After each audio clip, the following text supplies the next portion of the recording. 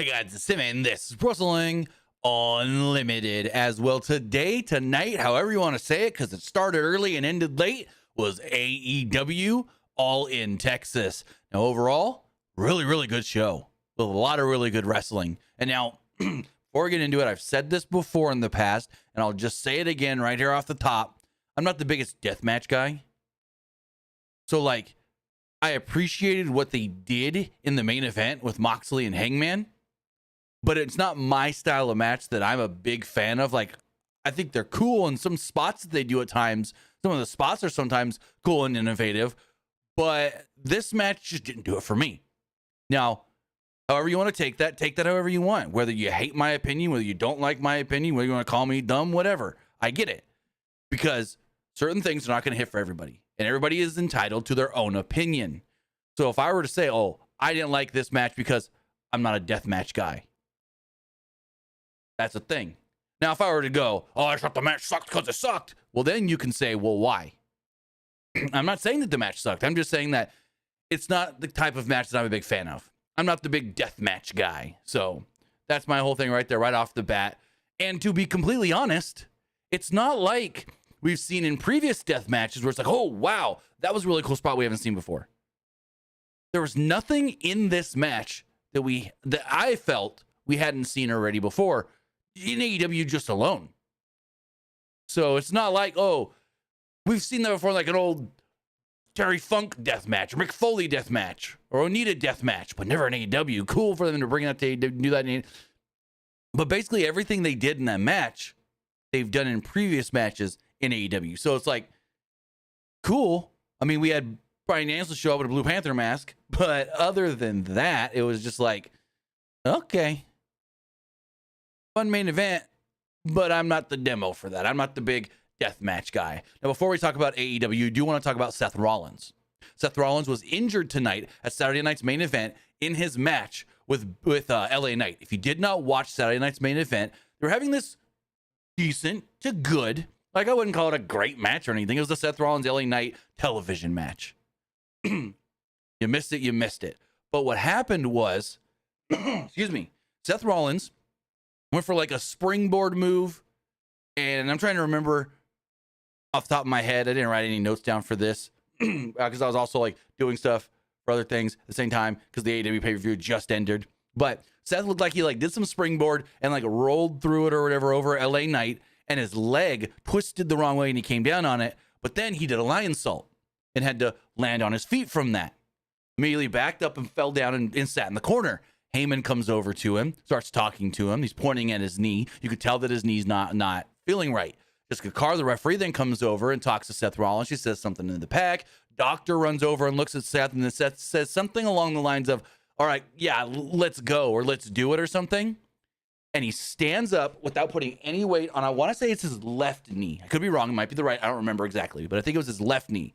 Stands up, puts no weight on his left knee. LA Knight immediately grabs him, BFT, pins him 1, 2, 3. He's out of there. 3 doctors jump in to check on Seth, and Seth had to be assisted to the back. Seth could not walk to the back on his own. Fightful and PWU Insider have both confirmed and reported that this is a legit injury to Seth Rollins, and it was basically immediately relayed to the back. Hey, Seth's injured. Like, Seth knew immediately he's hurt. So we do want to wish the best for Seth Rollins in whatever this recovery is going to be. Hopefully he just tweaked it and he's good by maybe Monday or in a couple of weeks. Maybe whatever they got at SummerSlam doesn't have to be changed. So, yeah. We don't have any other details on Seth Rollins at this time other than he was doing a couple springboard moves, landed wrong, and messed up his knee. So again, if we do get any other updates for this, for Seth Rollins' legit knee injury, because I had people on Twitter going, don't get worked. It's a work. They're going to come. He's going to cash in his Money in the Bank briefcase at the end of the show. No. I could tell from the jump, the way he was sitting in the corner talking to Heyman, and then the ref jumped in, that was not a storyline. That was not a work. So, yeah, that was all real. You could tell from the jump. And anyone that thought otherwise, you got worked in your brain. You worked yourself into a work or whatever you want to call it. So, again, more on Seth Rollins once we do know. Also, Adam Cole who are watching the pre-show, or maybe, I don't know, an hour into the pre-show. Someone, yeah, maybe. I don't know. I don't know exactly how long we were in on the pre-show. But like, they were giving us video packages and they were talking about all these things. And they come back from a video package and Renee Paquette just goes, so we got some unfortunate breaking news I'm getting right now. Fortunately, Tony Khan has been trying all day to get Adam Cole cleared for today's show and his title defense against Kyle Fletcher, and he's been unable to. We will now crown a new TNT champion tonight. 4 men will fight for the vacant title. And we go, what? Adam Cole's injured again? What happened? And so no one's saying anything, reporting anything. It's just like Adam Cole's injured. There's an injury that had him pulled from the show. And so right before the TNT title match, and we'll talk about more of this when we do the recap and everything, Cole comes down, and you could tell he's just visibly distraught. He is upset. And don't ask me, what do you think the injury is? Because I've had people on Twitter, that's fucking bullshit. I've had people in the comment section on YouTube, that's fucking bullshit. I'm not going to say what I think it is. From the way he was talking and what I've seen with other athletes in different sports, I think I know what it could be, but it's not for me to say. I'm not a doctor. So, regardless, he comes in the ring. He says, unfortunately, I'm not cleared to compete tonight. He never says the word injury. Now, commentary kept saying, oh, Kyle Fletcher injured Adam Cole, but he never said injured. He said, I'm not cleared to compete tonight because I'm dealing with some health issues. Health issues that is going to keep me away for a while. He then said, I don't want to speak about retirement or retiring. I'm not in the right headspace for that right now, but I wanted to come out here and just tell you guys what's up and say thank you. And yeah, he even said, if this is the last time I'm speaking to you guys in a wrestling ring, I want you to know that I love you and I appreciate you guys following me through my career, through all the different companies and countries that I've been in. So yeah, we don't know what's going on with Adam Cole. I'm not going to make any predictions because that's just fucked up to do. So yeah, very unfortunate. They say he said health issue, but then commentary kept saying injury. Also, I see at least it's him and Keith Lee. Keith Lee said he's fine to go. Keith Lee said on Twitter like a week and a half ago that he's good to go.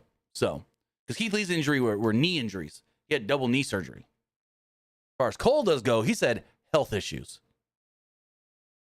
Which actually sounds like, and I'm not going to say names or predict it because I don't want you to go, oh, Tim said this, Tim said that. It sounds like another wrestler that health issues led them to have to retire within the last decade, I want to say.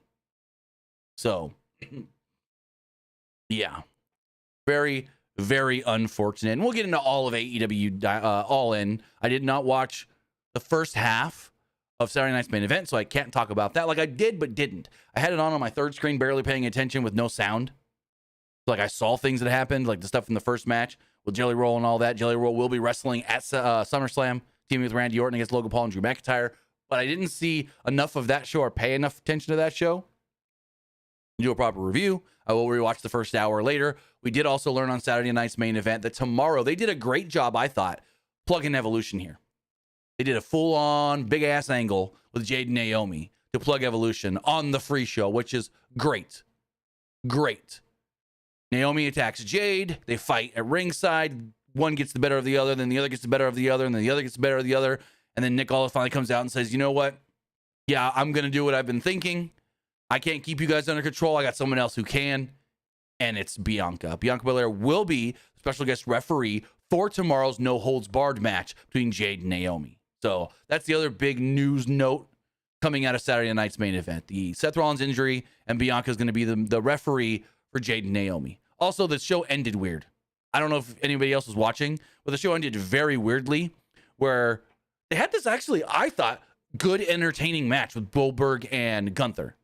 Now, granted, going to commercial 3 times during this match did pull me out a couple times, and I was like, oh, crap. Whoa, good spot. Okay. But I thought Goldberg and Gunther worked very well together. And then Gunther chokes out Goldberg and beats him. Not pins him, but chaps him out. Beats him. And then all of a sudden they're at a commercial. And I'm like, wait, there's like 3.5 minutes left in the show. Why are they at a commercial? Then they come back with less than a minute left. And Goldberg is in the ring with all these people surrounding him, including 3-time NASCAR Cup Series champion Tony Stewart. And he says, hey, Atlanta, I don't think I've ever lost in Atlanta, but thank you guys for the support. sorry that I went out on a down note. And then we start getting all the things saying the show's over, and it just cuts. And we go to a documentary or whatever it is about the tornado in Joplin, Missouri. So, yeah. I don't know why the show ended like that. I don't know what the hell happened. Why they went. If they wanted Goldberg to speak to the crowd and to be on TV, they shouldn't have went to that commercial. But I get why they did that. Because I don't think on TV they wanted us to see Goldberg gets up after being beat. And then all these people start piling into the ring. They just want him there.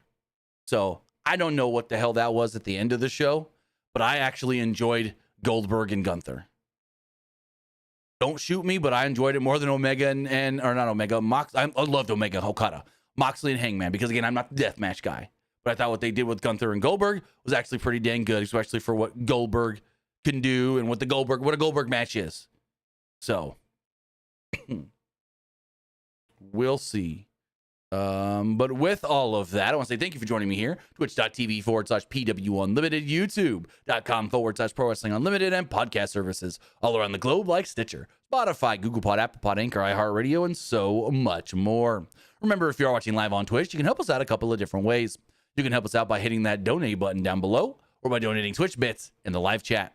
Also, remember, you can help us out by subscribing to the channel one of two different ways. You can either subscribe with a tiered subscription, or you can subscribe with Amazon Prime, because remember, if you have Amazon Prime, then you have Prime Gaming. Prime Gaming gives you a lot of cool things like free games, free stuff for games, and you always get one free subscription to any Twitch channel you want to subscribe to throughout the month. And I greatly appreciate it if you did right here for Wrestling Unlimited.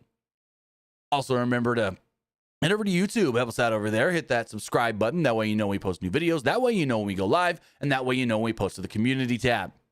Also, remember that if you want to support the channel in another way, you could do so by hitting the join button and becoming a channel member.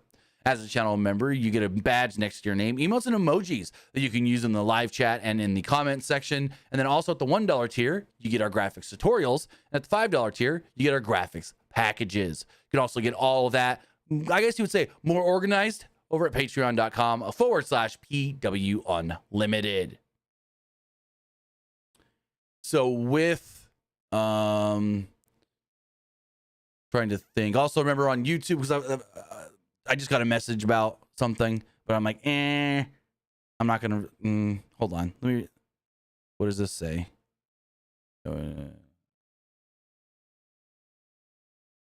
Oh, interesting. I'm gonna wait on this. I just got a message of something that's big as far as the John Cena retirement tour does go. But I'm going to wait till it gets confirmed by one more source. But someone just told me something that I think could be legit. Like, this guy is sometimes giving me correct information, sometimes been off. So let me send another message really fast.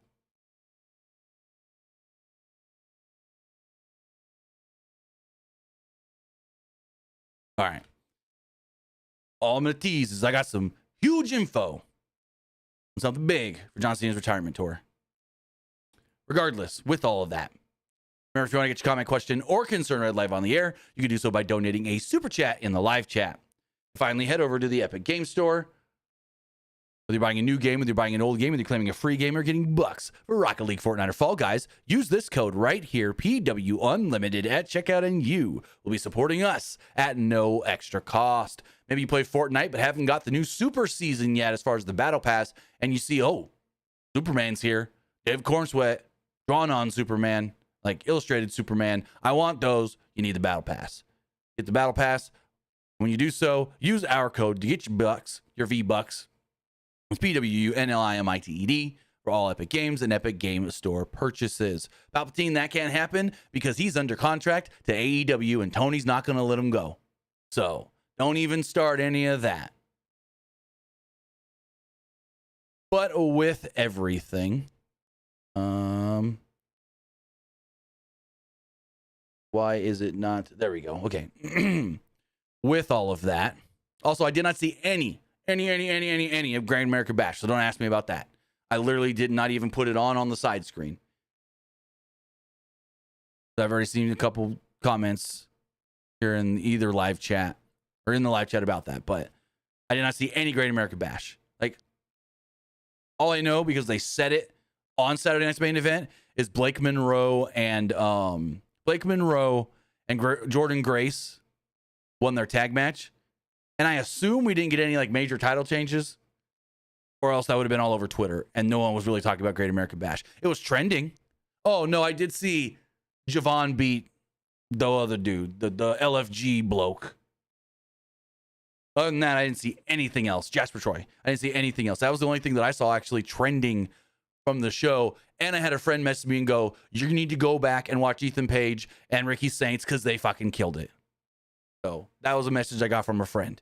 Literally, it says, tonight or tomorrow, you need to go back and watch Ricky Saints versus Ethan Page. These two fucking killed it and stole the show. So, but with everything, as far as AEW All In does go, we had the 0 hour where we had a couple matches there. Going to fast recap over these matches. Not much really happened, but on the 0 hour, we also did learn that is where we learned about the Adam Cole thing, and then we learned a four-way for the TNT title: Dustin Rhodes, Daniel Garcia, Sammy Guevara, and Kyle Fletcher. And my first thing was like, Kyle Fletcher's gonna win this belt. I thought he was beating Adam Cole anyways, but he didn't. Does that mean that Adam Cole was going to retain? Does that mean the Hangman was going to be the only title change? I don't know. I think Hangman may have been booked as the only title change for the show. Because, I mean, if they didn't just go with Kyle Fletcher in that four-way, there's no way he was beating Adam Cole then. Or else he would have won the four-way. So, very odd. Very weird. We had Jeff Jarrett, RJ City, Big Show, Paul White, who kept having to sit down. They had chairs for them. This man kept getting tired just standing there. He had to keep sitting down. Anyways, and Renee Paquette. He had some other people join here and there. Josh Matthews, his wife Madison Rain. Really cool to see Josh Matthews on there. He also did a little thing with, I want to say it was Swerve and Hangman. No, Swerve and Ospreay, not Hangman. The Swerve and Hangman thing was on Collision, which is fucking great. Anyways, Swerve and Ospreay. I'd love to get more like interview segments or you know, packages like this with Josh Matthews. Like, have him. RJ City's great, but the ones where I love the setting that they did, where they were sitting in front of the stairs. They did this for a couple people. There were two chairs set up in front of stairs, and they did a little interview. How'd Josh Matthews do those? I thought it was great. But I know he is basically second in charge of production, and sometimes even runs the ROH shows. Because he said it before. He said it in the Maven YouTube video where Maven was backstage at AEW. He said that basically he is second in charge in the truck, learning under Michael Mansuri, and sometimes runs ROH. So, we'll see. But as far as the show does go, Sammy and Dustin actually worked double duty. Where the Sons of Texas, Dustin Rhodes and Sammy Guevara, teamed up with the Von Erichs, Ross and Marshall, to take on Shane Taylor Promotions. Shane Taylor, Charlie Bravo, Sean Dean, and Lee Moriarty. Anthony Ogogo and Trisha Dora was at ringside. Also, Kevin Von Erich was at ringside. There was a little bit of stuff here and there with all of that, but this match was really just a nothing match. There's a lot of trash talk. There's a lot of just spots here and there. And then in the end, this led to Kevin locking on Claw on Ogogo, the biggest pop of the match. And then I wrote that weird, STP? Oh, Shane Taylor Promotions were all collectively pinned at the same time. I don't know why I wrote it as STP. That threw me off. Trying to do that shorthand. So, the Texans all win. Nothing special. You know what else is nothing special? Goddamn motherfucking Big Boom AJ. This bloke got booed when he came down to the ring for his match. It was Big Boom AJ. Also, Holograms just now part of the conglomeration. Yeah. What happened to this guy? This motherfucker. He's like 28-0. Never lost a match. No one talks about him getting a title shot. Fucking Dustin and Sammy can get a TNT title shot. Give me a fucking break. Where's Ricochet getting damn TNT title shot instead of Sammy and Dustin? That's what they should have fucking done. If they didn't want Kyle Fletcher winning the belt, they should have put it on Ricochet. That would have been great. That would have been great. We didn't need Ricochet doing goddamn absolutely nothing. in the gauntlet match. Yeah, they had the thing where he got help from the gates of agony and this, that, so forth and what have you, but Ricochet wasn't needed in that match. They could have pulled Ricochet in the gates, and Ricochet could have won in the 4-way. That would have been so much better. What they should have done is taken out, because Daniel Garcia and Kyle Fletcher make the most sense. They had the #1 contender match. They've been kind of doing stuff with Adam Cole. Kyle Fletcher's supposed to be in the match anyways. I know I'm rambling here, but hear me out. They should have had some other guys that have been prominent on AEW television in singles matches. Maybe even stacking up some wins. And one of those is Ricochet. Ricochet should have been one of the 4 guys in this match. But why did it even need to be a 4-way? That's my question. Why did it even need to be a 4-way in the first place? You know what I mean? You know what I mean? It didn't. It didn't at all. But if they really, really, really wanted it to be a 4-way, then they should have put Ricochet and Brody King. Brody King would have been a great one to put in here. I'm looking at the roster right now really fast just to see who else they could have put. But like Brody King would have been perfect instead of Sammy or Dustin. But I get it, Dustin. That'd be because Dustin won the belt. This guy better not hold his belt too long. But looking. Takeshita. But then there's like, I don't want Takeshita and Fletcher fighting each other. You couldn't do Briscoe. You couldn't do MJF because they were already solidified as 1 and 2 in the gauntlet. But anybody else could have been pulled from that gauntlet. Yeah, I think those are the ones that would make the most sense for me. Ricochet, 1000%. And then the other one, probably like a Takeshita or Brody King. So, yeah. Anyways, speaking of this 8-man tag, Big Boom AJ's team versus the Don Callis family. Not much here happened. At one point, Big Justice got knocked over. So then Big Boom AJ got all mad. And then Big Boom AJ went to go for the win. But then Big Justice came in and said, "Let me spear him, Dad." And did a better spear than he did the last time. I will say that. His spear did look better. Speared Trent. AJ laid out Romero with the Bower Boom. And there we go. Not much to it. Not much to it at all. Then we had FTR versus the Outrunners. This is a pretty good match. Fun little tag team match to end the, what's it called? The buy-in. No, 0 hour. They've had so many different names. The pre-show, the buy-in, the 0 hour, whatever. Interestingly, they said, Nigel on commentary in this match said that Magnum and Floyd, the Outrunners, were trained by Vern Gagne and had to do 500 Hindu squats every day. Well, I'm pretty sure it was Turbo Floyd. He was trained by Buddy Wayne. Or at least that was one of the places he trained, up there in the Seattle area. So, I don't know about all that. Anyways, good match, fun match. Not much to it. But, yeah, FTR did pick up the victory, which then led to FTR being at ringside and on commentary for the tag title match later, which that was a big fucking jumble we'll get into. Didn't need to be a 3-way. But you had to get Christian on the show somehow.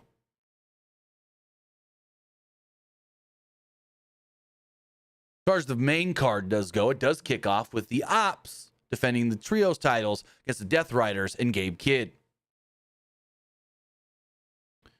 Now, Kidd was ready to fight early in this match and wanted to go.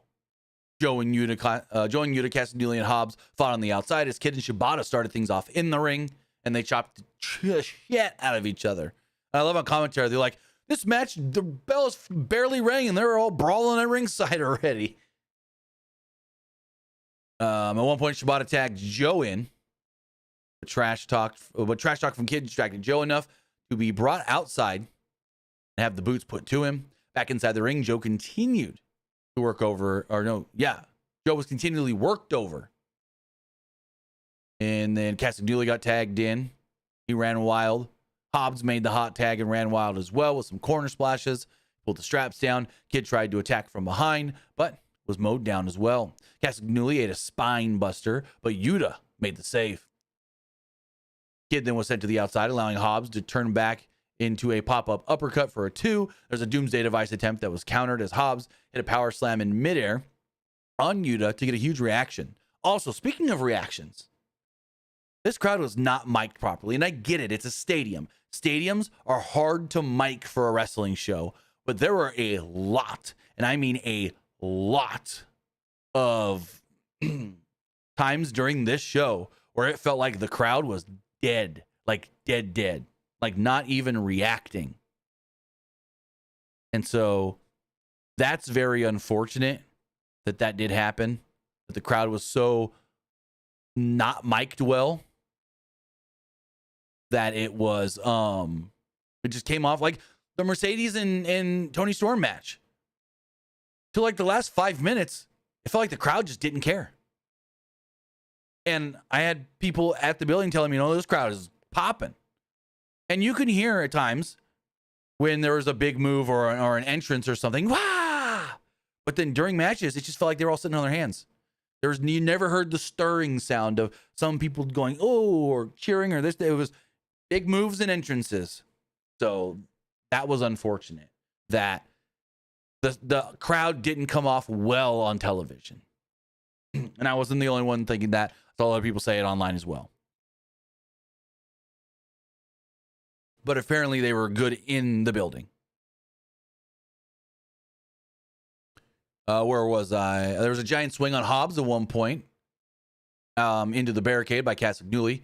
Back inside, Yuta skinned the cat into a snap German suplex on Shibata for a 2. Kid tagged in just as Shibata hulked up. He kicked out of a brainbuster attempt on only at a 1. There's a headbutt that collapsed Shibata, but an overhead chop led to Joe making the tag with a slugfest on Kid. As we come down to the finish of the match, Kid wanted a bounce back lariat, but Joe countered into a snap power slam. Fastball special was cut off by Hobbs as Kid tackled him to the floor. Shibata punted Yuta with a boot in the corner, and then Joe hit a muscle buster and picked up the victory for the Ops to retain the titles, only for the Ops to be killed afterwards. Match ends and the Death Riders immediately go on the attack. Pile drivers and chair shots and neutralizers and everything, and then eventually they kill Joe. They literally kill Samoa Joe like they killed Will Ospreay later in the show. Put the chair around Joe's neck, Pillmanize him, and then he has to be carted away on a stretcher. Joe had to be taken away on a stretcher, and I don't know what the real reason for this was, because they didn't do it with just Joe. They also did it with Will Ospreay in the main event. Now, I was thinking, Joe needs a couple weeks off. Twisted Metal comes back season 2 at the end of the month. Maybe he's got to do media. Maybe they got a little press tour. They need Joe to go do media for Twisted Metal. Because Twisted Metal season 2 does drop on Peacock July 31st. If you didn't watch season 1, go frickin' watch it. The show was way better than I expected. And Samoa Joe, who literally does not speak in this show, who only emotes with his body, not even his fucking face because he's wearing a mask, is amazing. People in Hollywood need to go and cast Samoa Joe in more things. Samoa Joe needs to do more acting. Just think if they let him do the voice instead of Will Arnett. And so it was him and his voice. Ooh, boy. But no, Samoa Joe killed it in season 1. Samoa Joe is in season 2 because, how can you have a season 2 without Sweet Tooth? So I was thinking, they're writing Joe off. He's got to go do stuff for Twisted Metal at the end of the month, whatever, da-da-da-da-da. But then when they did it to Will Ospreay later, I was like, ooh, what the hell?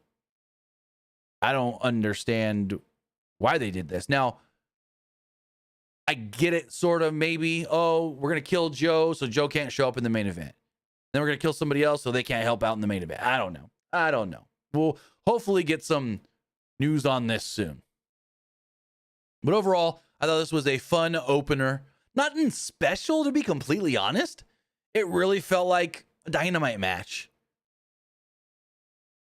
As far as how long it went, I do have the Wikipedia here. It went 14 minutes. But again, it felt like a really good Dynamite match. It didn't feel like one of those, oh my God, if you missed this, you need to go back and watch your pay-per-view matches. Also, speaking of the pre-show matches, the Sons of Texas 8-man went 7 minutes. And then the Big Boom AJ 8-man went 12 and a half. The FTR Outrunners match, 16-10. Then moving forward with the men's gauntlet match. I'm going to say right now, This match was boring. Nothing special. Fucking out of nowhere. Oh my God, it's over finish. And the women's gauntlet was better. Say it right now. Women's gauntlet was better. Like, you could say, oh, newsworthy because Juice returned. Other than that, I was like, eh? Anyways, Mark Briscoe and MJF start the match off 1 and 2. As the bell sounded, immediately MJF scrambled to try and win the match because, you know, faster you can win it, faster it's over, and you gotta worry about all these other brothers. So they're fighting and everything. Briscoe floated over a backdrop, hit a flying forearm, tried to go for the J Driller. Number 3 comes out, and it's Ricochet. Ricochet comes out as number 3. They're fighting for a little while before number 4 is the ROH World Champion, Bandito. Bandito comes out and does some cool moves before, well, challenger from last night, Konosuke Takeshita, comes out at number 5. Takeshita flies in with a clothesline on Briscoe. Ricochet hit a wall walk, turned right into a blue thunder bomb for a 2. Bandito and Takeshita then faced off after they faced off last night in a 30-minute match that was actually really good. Only match I saw off the pay-per-view last night was Takeshita and Bandito. That match humped, as they say. But moving forward, where was I? Bandito hit a haluva kick and a poison rana at one point. Bandito tried to leapfrog onto MJF, who countered with a powerbomb onto the knees. The number 6 was Mystico. And Mystico comes out and they do the full entrance with the song and everything. And these people didn't know the song. And they were sitting on their hands. And I was told this was not a deal of bad mics. This was a deal of 90% of this crowd, if not more, did not know the song. So they did not understand the Mystico entrance, how you're supposed to sing it and do the whole sing-along thing, like with Suzuki's entrance. That kind of a deal. Like, it's different than in WWE when, like, they sing Seth's entrance or they sing Sammy's entrance. Oh, this is like they know the words. There's words. It's an actual song, just like with Suzuki's song. It's kind of a similar thing to that. And so Mystico comes out, and this crowd is just like, who? It's kind of like the vibe you got of they didn't know who it was.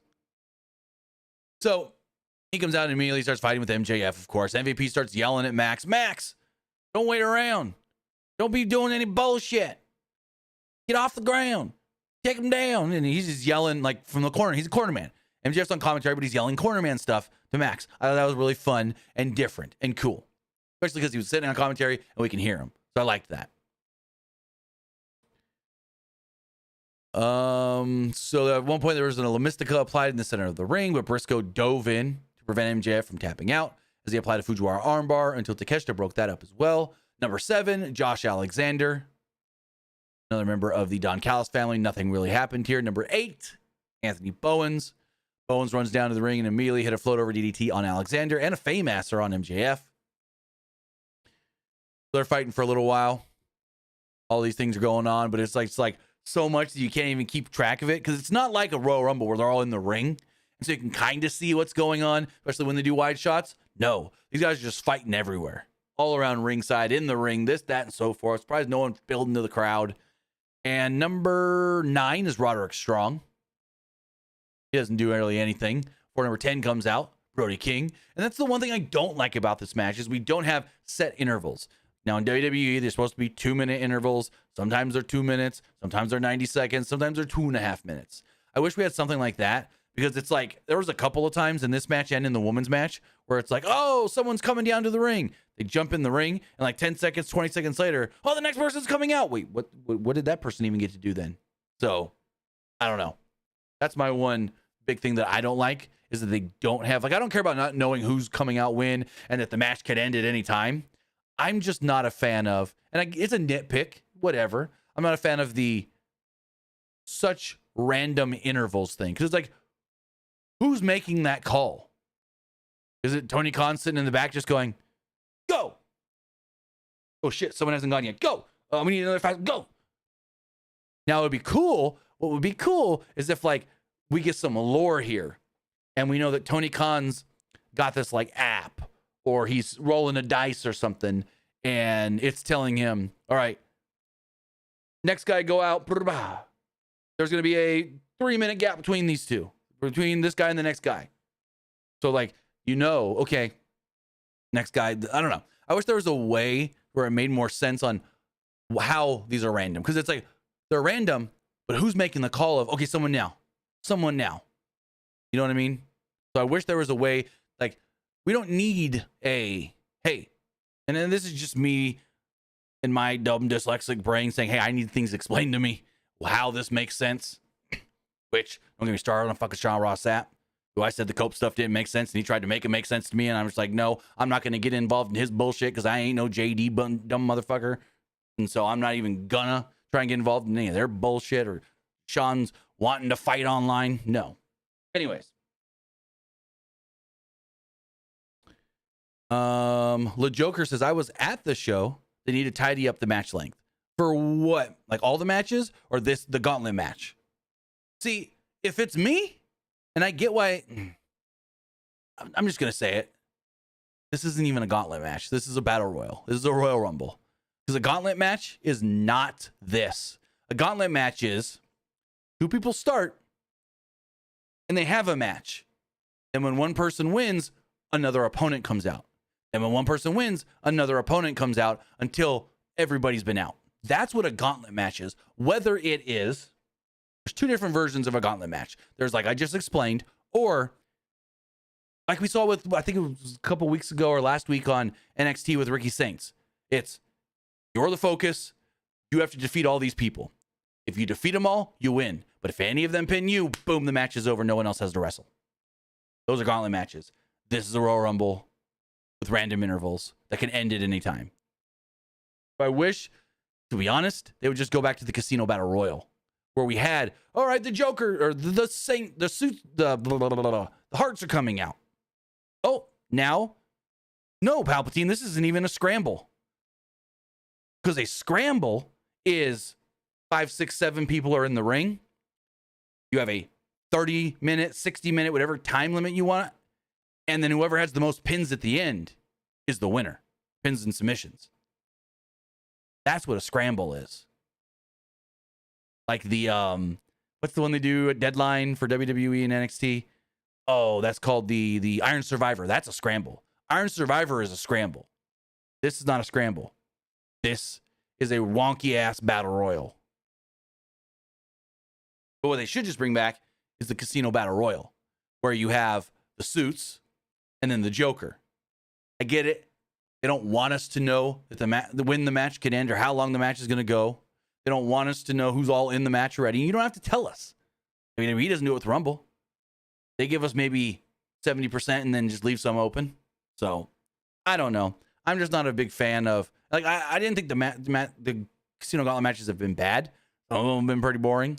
But, I don't know. I'm a structure guy, I guess you would say. Anyways, Brody King comes out number 10 and immediately starts fighting Bandito. Starts fighting MJF.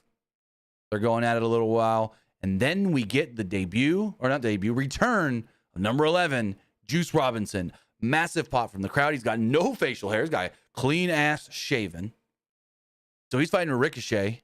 He's trying to take Ricochet down before the Gates of Agony come out, take him down, saving Ricochet.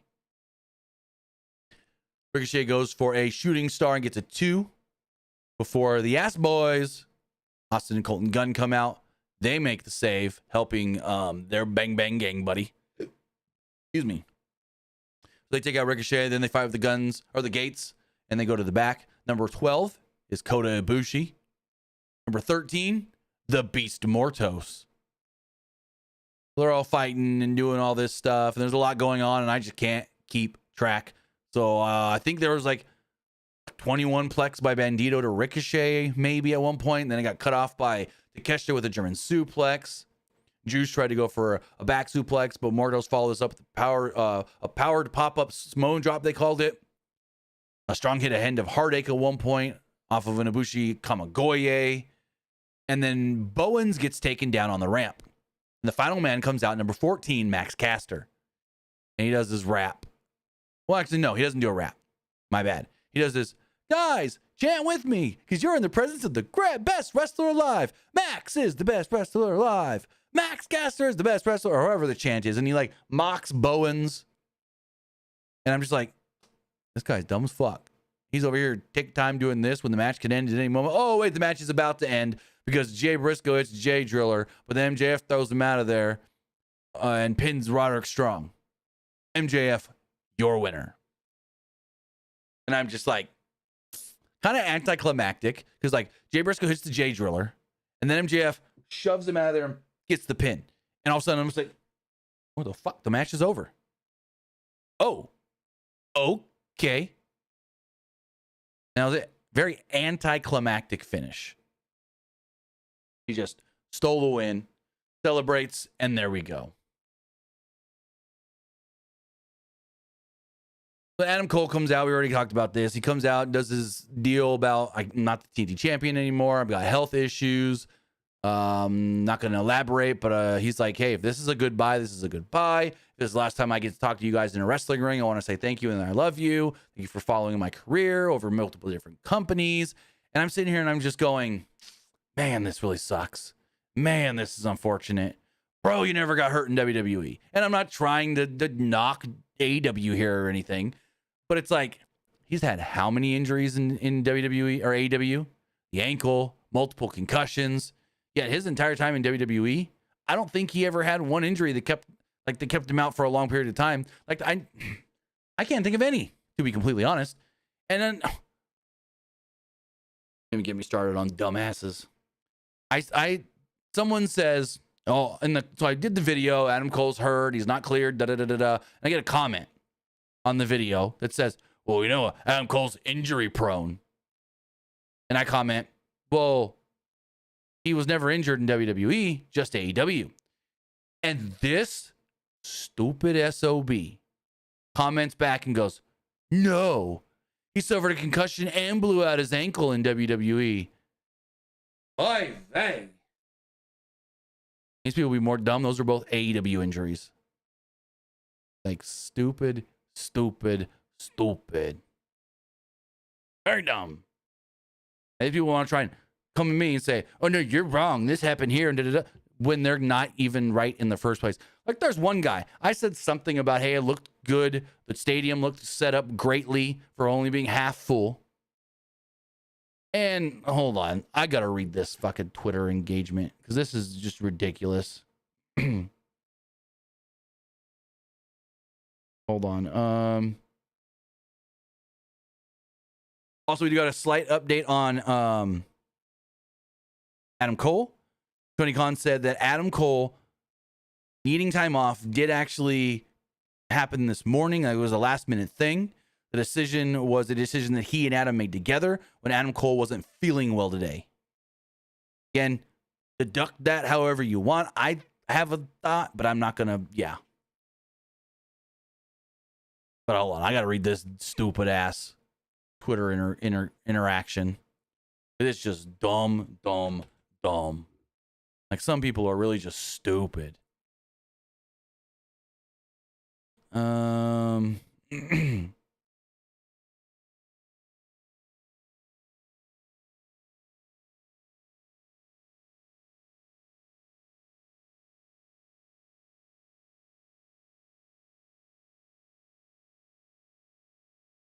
Let's see. Where is it?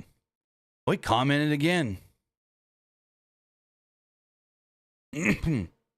This idiot. You know what? I'm gonna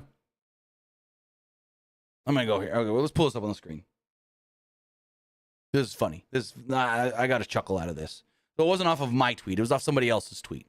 So this person first tweets and goes, beautiful image. This is AEW. This is the #1 promotion in the world. And I'm go, number one, why didn't they sell out the building? They could fit 40K. WWE has 40K tickets out for each night of SummerSlam in just a few weeks. That's number one. Try again, brother. Which is true. Not wrong. Palpatine, I'm not rattled at all. I found this hilarious because this guy was so stupid. Not rattled. And so it's like, if you want to say that AEW is number one, then they got to be selling more tickets than WWE. They got to be doing higher ratings than WWE. Yes, All In was a success. They sold or distributed. I can tell you right now, I know they were giving away tickets. I don't know how many, but I just know that they were giving tickets away. I know that personally. Because I could have got some free tickets for the show. Anyways, regardless, like if they're number one, then they're outdrawing WWE in both ratings and attendance. WWE is easily doing 10,000, 15,000 for Raws when they're doing barely 2,000 to 3,000 for Dynamites, if not lower, and like 1,500 for Collisions. So it's like, no, they're not number one. So I said what I said. And this guy comes around and goes, WWE's been around in some form for over 100 years. Today, WWE wrestling is horrible. Cena is champ. Goldberg is fighting Gunther, a Nazi-style wrestler. Jelly Roll versus Paul. And I'm just like, what are you fucking talking about? So I respond with, you can't be this stupid. CMLL is the oldest still active wrestling promotion and have only been around for 90-something years. WWE started in 1953. That is not over 100 years ago. Go back under the bridge, hence where you came from. Basically calling him an AEW troll. Like a troll who only wants to talk, oh, AEW is the best, da-da-da-da-da. And then he goes, dang, WWE fanboy. I was off by 25 years. Yeah, if you're off by a couple years, like 3, that's different. 25, shut the fuck up. Because WWE fanboys are so sensitive about their PG-rated wrestling. Enjoy Goldberg versus Gunther, which I did. I'm sure it will be thrilling. I said, not sensitive or a WWE fanboy at all. Just giving you the correct info, since you obviously have no clue what you are talking about. Reading and educating yourself instead of just your one insult will do you wonders. Because I went back to his Twitter, and all he does is, someone says something bad about AEW, he comes back and says, oh, WWE fanboy, you're hurt. WWE fanboy, you crying. That's his insult. He calls people WWE fanboy. He said, relax, fanboy. My point still stands. I said, not when you are factually incorrect. Crimea River. He said, wrong about startup year. I'm not wrong about AEW wrestling. What did you say about AEW wrestling? You didn't say anything about AEW. Like, let's respond to him right now. What did you even say to me about AEW? Oh, wait. Nothing. All you tried to do was call me names and shit on WWE. BT Dub, I enjoyed Gunther versus Goldberg. I'm gonna give him a little thumbs up emoji. Double thumbs up. 2 thumbs up. Yeah. So fucking dumb. So dumb, some of these people. I hate the tribalistic stuff. I hate it. It's so annoying and dumb. Why can't we just like everything?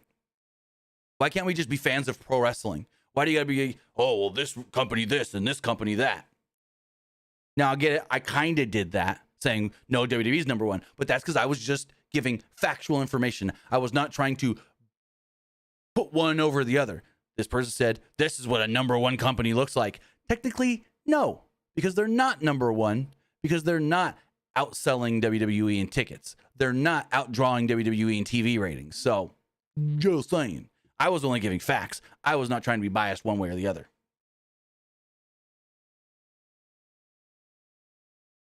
Like, AEW is the number 2 wrestling promotion in the world. They're not going to come close to WWE anytime soon, and I don't think they pass them at all. Because look at tonight. Great crowd, 26,000 people. They didn't also they never gave a number. They gave a number at Wembley. They never gave a number. That's kind of ugh. But great crowd, great turnout. Could they really do this 2 nights in a row? WWE has 40,000 tickets out for each night of SummerSlam already. That's fact. That's not being biased one way or the other. Anyways, MJF wins. Adam Cole comes out, or we already talked about the MJF match. Adam Cole comes out, does his thing. He's really emotional, crying. And then the rest of Paragon come out, Kyle O'Reilly and Roderick Strong. They hug. They do the Adam Cole, baby! And so, yeah. They then walk up to the top of the ramp. They embraced with Daniel Garcia. Cole also embraces with Matt Menard. He gave Daniel Garcia a very long hug. And then Menard was on commentary for the TNT title match, and he said, hey, I think it was Excalibur asked him. He's like, you don't have to if you don't want to, but can you tell us, what was said up there between you and Adam Cole? And he's like, yeah, it was personal. I don't really want to get into it. I think there's a really, really, really good chance Adam Cole might have to retire. And it really sucks. It really does. So, very unfortunate circumstances. Again, and during the press conference for, and I'll read you guys this again. During the press conference after the pay-per-view, this says, this is a tweet from Sean Ross Sapp that says, quote, Tony Khan is asked by John Alba about Adam Cole. He fully supports Adam Cole's time off. The decision came together this morning, and he said Adam Cole wasn't feeling well. Now, Adam Cole did work Collision. I didn't watch Collision, so I don't know if something happened in that match. Commentary kept saying, oh, Kyle Fletcher injured him on Collision.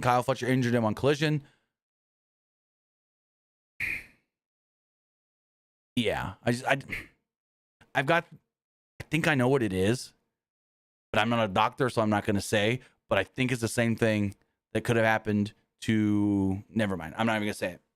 I know there's a NASCAR driver that if this is the same thing, there is a NASCAR driver in the last couple of years that had to retire from racing because of this. And there is a WWE wrestler who I want to say about 10 years ago had to retire for the same thing. If it's what I'm thinking. Also, we do have a bit donation from Esports Gaming Rules.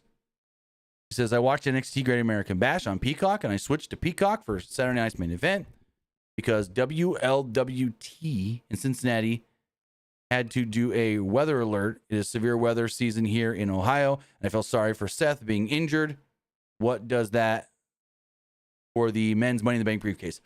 Too early to tell because we don't know what the severity of Seth's injury is. We don't know if it's just hey, you tweaked your knee, you'll be good in a couple of weeks. Hey, you need knee surgery, you're out for 6, 7, 8 months. We don't know. But really, that's all up in the air right now. Also, we got some bad weather here in Oklahoma today as well. It's been thunder and lightning and raining off and on all day since like 5 a.m.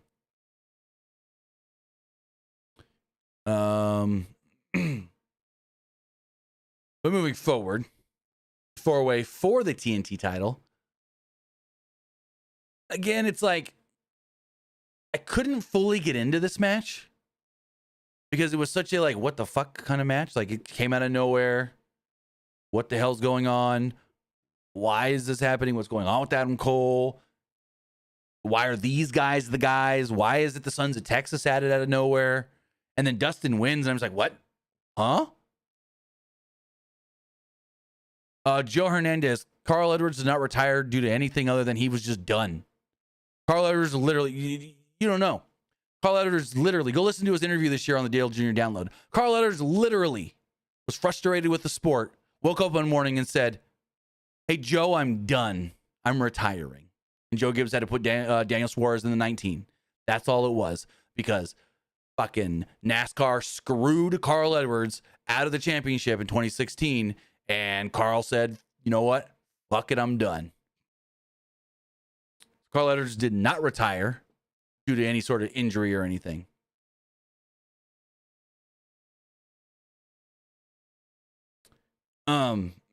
Anyways. Correct me if I'm wrong. Did Kyle Fletcher have new music? This didn't sound familiar to me. But early on, Fletcher pulled Rhodes to the outside as Guevara and Garcia fought in the ring and tried to get some quick pin attempts, but nothing really came of it. Guevara started posing. And yeah, Garcia did the dance. I'm like, this is a fucking title match. You're not taking it seriously. You shouldn't win, you goof. Garcia and Guevara took out Fletcher, fought each other until Guevara hit a Spanish fly to the floor off the apron. Back inside the ring, Guevara and Rhodes had figure fours on Garcia and Fletcher, who rolled through and did double counters, leading to both having a little slap exchange.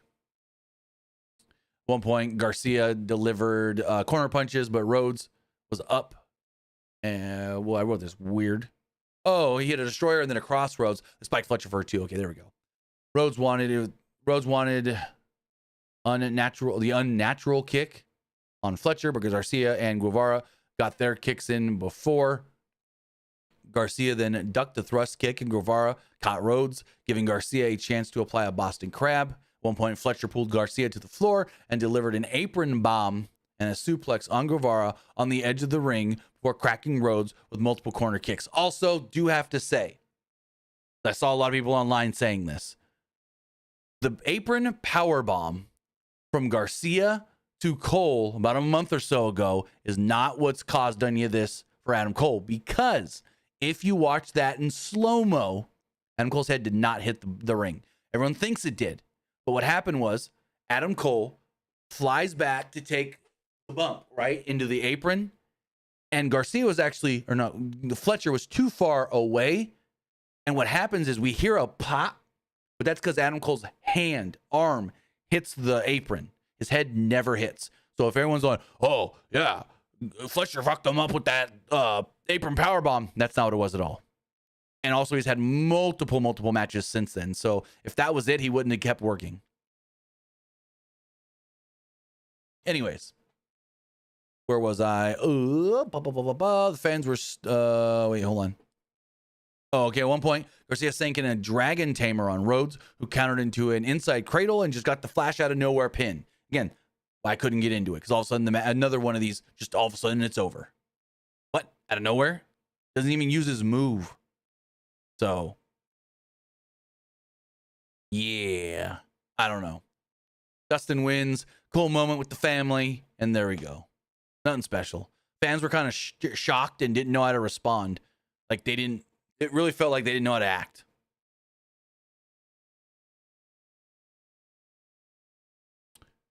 Kevin says, if you remove the gauntlet matches, the pay-per-view probably ended so much earlier. No shit. Because the first gauntlet match was 35 minutes, and the second gauntlet match is 27 minutes. If you do the math there, 35 plus 27, that would have saved an hour. Like, what kind of comment is that? Hey, the show would have been shorter if you take away 2 matches. No duh. No offense, but no duh. Big Jim says, you're wrong. That was the issue the first time. What issue? What are you talking about, Big Jim? So, yeah. Kudos to Dustin, but who the fuck cares? I don't. Really should have gone to Kyle Fletcher. It really should have gone to Kyle Fletcher. And that was my prediction all along. I thought Kyle Fletcher was going to beat Adam Cole for the belt. So then moving forward, we had a pretty good tag team match. Ospreay and Swerve taking on the Young Bucks. And oh my God, did they waste so much time with these entrances? Especially the Young Bucks entrance. Like, what the hell? Before we get into that, Esports Gaming Rules with the Bit donation says, everyone seems to be shocked about Monet losing finally in AEW. Does that mean Tony Khan have, quote, second thoughts about Monet winning the AEW Women's World title the day before Evolution? Well, that has nothing to fucking do with anything. What does Evolution have to do with Mercedes winning or not winning the belt? What I was told was Mercedes was never planned to beat Tony for the belt. Never. Like, this match happening has been in the works for months and months and months. But at no point was it ever brought up that Mercedes was going to beat Tony for the belt. That's what I was told. And that's what others have reported as well since that match took place. So, just saying. I don't know what second thoughts are or anything, because who it's not like there was a report saying Mercedes is tapped to possibly win, or Mercedes could be winning per sources. No one ever said that. So where are you getting your second thoughts from? There's no second thoughts when there was never first thoughts. Plan was always to do this match with Tony beating Mercedes. Tony being the first one to beat Mercedes.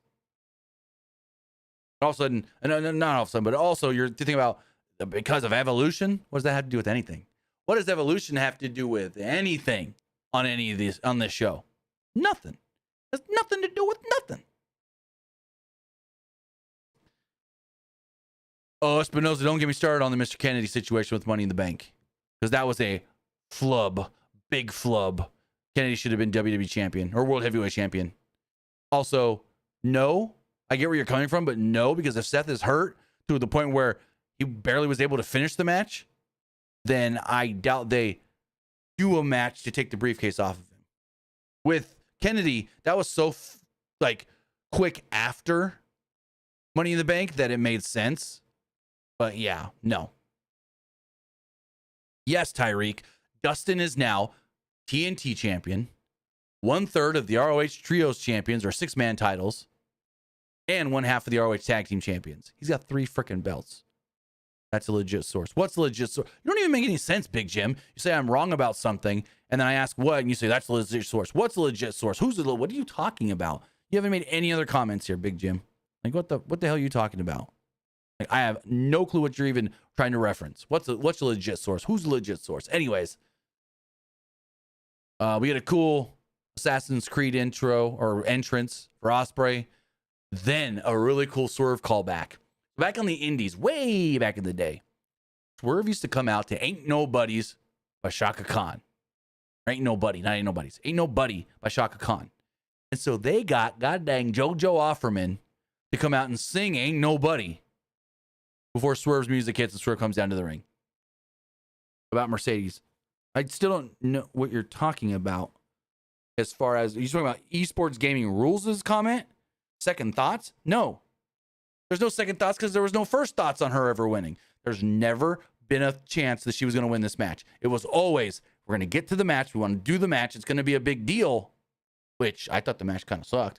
It's going to be a big deal, and Tony's going to win. From the jump, it's always been Tony. So I don't know what you're talking about. Legit source, Big Jim. Anyways, really cool. JoJo out there singing Ain't Nobody. Really great song. Call back to Swerve's indie days, way back in the day. And then we get the normal, whose house? Swerve's house. And you got Prince Nana out there doing his thing. And yeah, really cool. And the Bucks come out. And like, they come out and they're just walking out. And I'm like, okay. Then Justin Roberts has got this scroll. He starts reading this proclamation.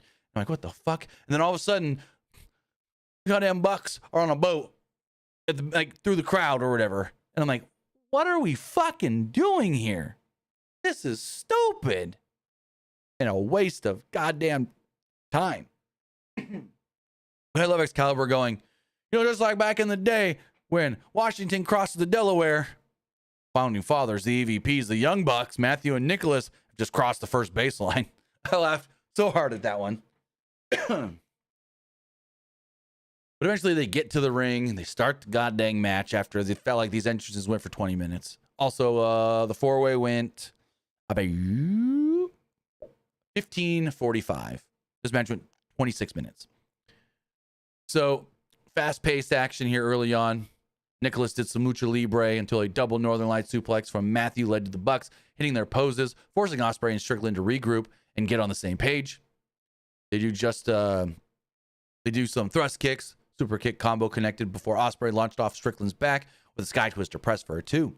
There's a wall walk in Zaguri on Matthew, who super kicked out Ospreay's leg while trying an os cutter as Nicholas flew in with a senton and then another to the outside. I remember back in the day when everyone used to bitch about too many super kicks, this match had that. Like, it hadn't happened a lot in the last couple of years, the whole overuse of super kick. Oh, it was in this match. Oh, to the point where they're hitting 6, 7, 8, 9, 10 super kicks in a row, and I'm like, Bucks lost. They're not hitting these guys with these many super kicks in a row just over and over and over and over and over to the point where super kick, I'm not even gonna say it. It's like the DDT was a devastating I'm gonna kill you move from Jake the Snake Roberts that eventually was just turned into a move. That's a super kick.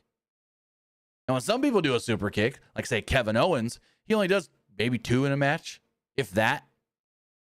And then they mean something. But when you're just kicking a guy to kick a guy to kick a guy, and he never actually goes down, but he like gets hurt from it, but never actually overuse of moves.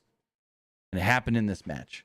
We're back to old school Bucks overusing the super kick in this match. Anyways, the Bucks wanted a super TK driver, but Strickland cut them off, flipped to the floor, landed on his feet, but they needed a double super kick as a result. Ospreay was isolated in the ring until he tried a handspring. The Bucks dodged and wanted a super kick. Ospreay ducked it and hit a handspring Pele kick, leading to a Strickland hot tag.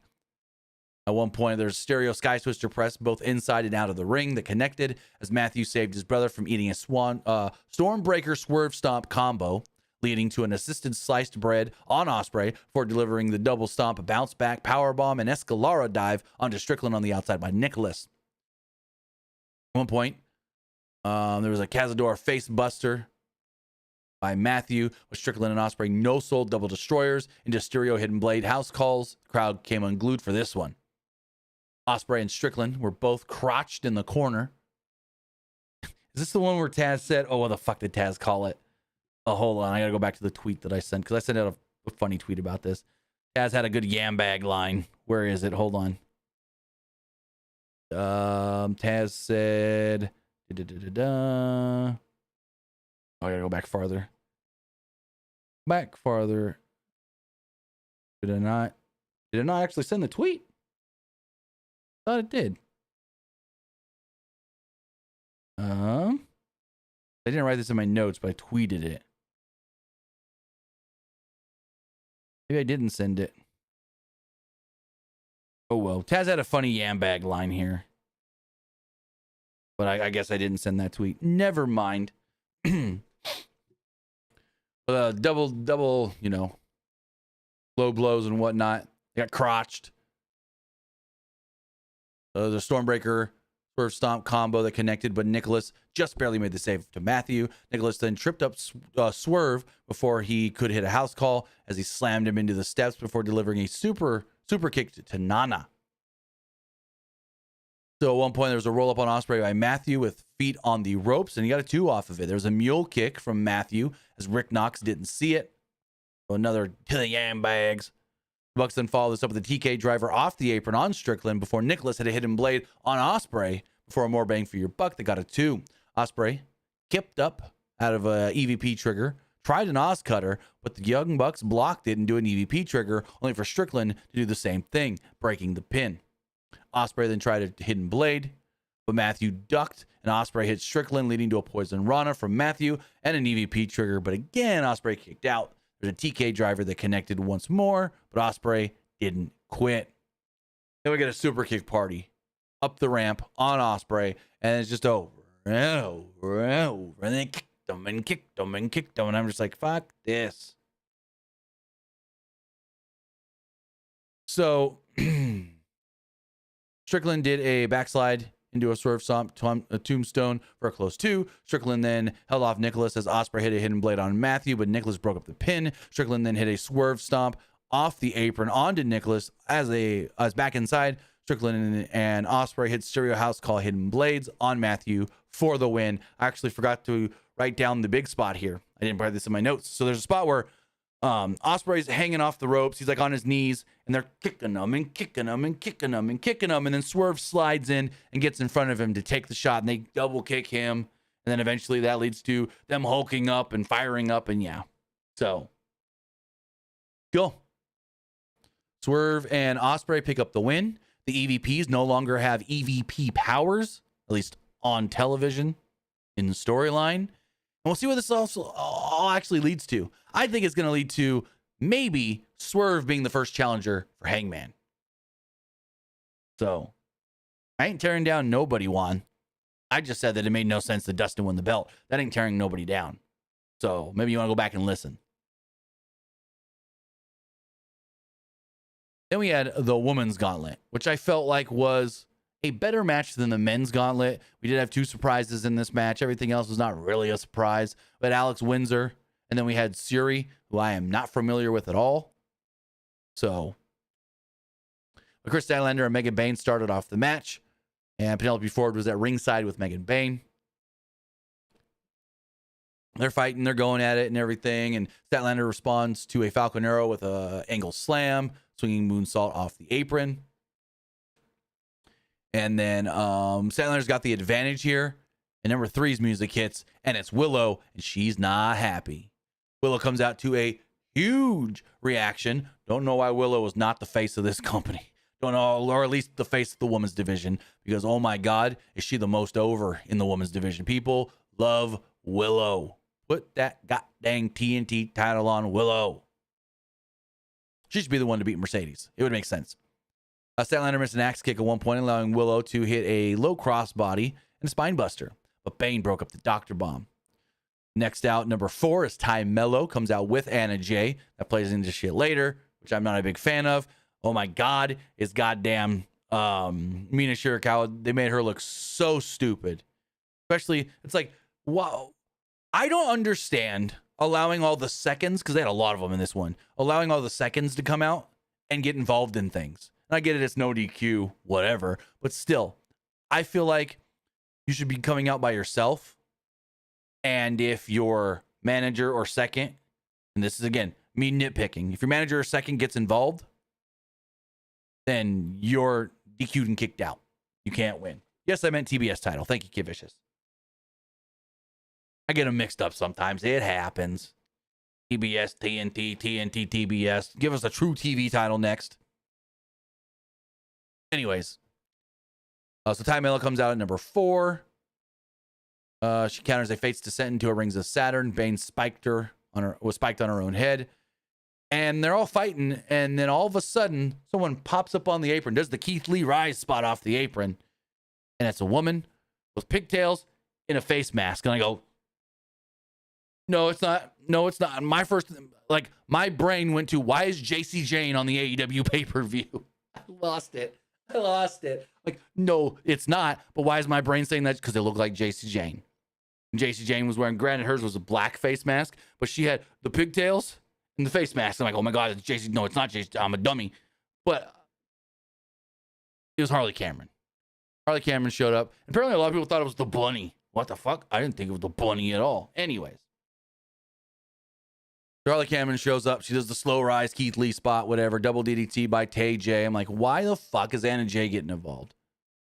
Like, if you got help, there's no reason you should be losing this match. You should be fucking in control the whole time. Until your second gets eliminated or gets taken out by somebody else or gets brought to the... I don't know. Anyways, dumb. I'm not a big fan of the seconds getting involved. Anyways, Ford was chased to the back by Cameron, Penelope Ford that is, by Harley Cameron and Anna Jay. Tekla then comes out at number 5. And I don't know exactly what happened. But like Willow hit a huge dive off the top on Statlander and Bane. And then I heard someone yell, "Fuck you!" I don't know if it was someone in the match or if it was somebody from the crowd. But you hear commentary trying so hard not to laugh. Might have been Willow that yelled. I don't know. But Willow does the dive, and then it's like a wider shot, kind of, or like a back shot a little bit, where you can't really see who's saying what or what's doing what. But you just hear someone yell, "Fuck you!" I'm like, okay then. Ty then hits Ty KO, which looks so much better than Mercedes' move that's similar. She drops Tekla. Mello turned in and got pounced. Huge pounce. Dr. Bomb on Tekla. Statlander broke up the pin. There's a Doomsday device by Statlander and Bane on Nightingale. And then Julia Hart with Sky Blue comes out at number 6. Sky Blue plays into something later that just makes Mina Shirakawa look like the dumbest person on the entire show. There's a moonsault on Bane and Statlander by Hart, who does an old school rope walk on Bane, who was then met with a running boot from Blue for good measure. And I'm like, what the fuck is she getting involved? No, thank you. Queen Emanata then comes out at number 8, I want to say it was. She goes right after Tekla. They start fighting. They're doing their thing, whatever. Mina Shirakawa then comes out at number 9. And she like tries to do her dance, but doesn't as she's walking down the ramp. She's like walking down the ramp, doing her dance. Yeah, whatever. And so she gets in the ring and she starts fighting it out. And all of a sudden she grabs freaking Sky Blue, slams her down, gets her in the figure 4, and Sky Blue starts going like this, like she's tapping on the mat.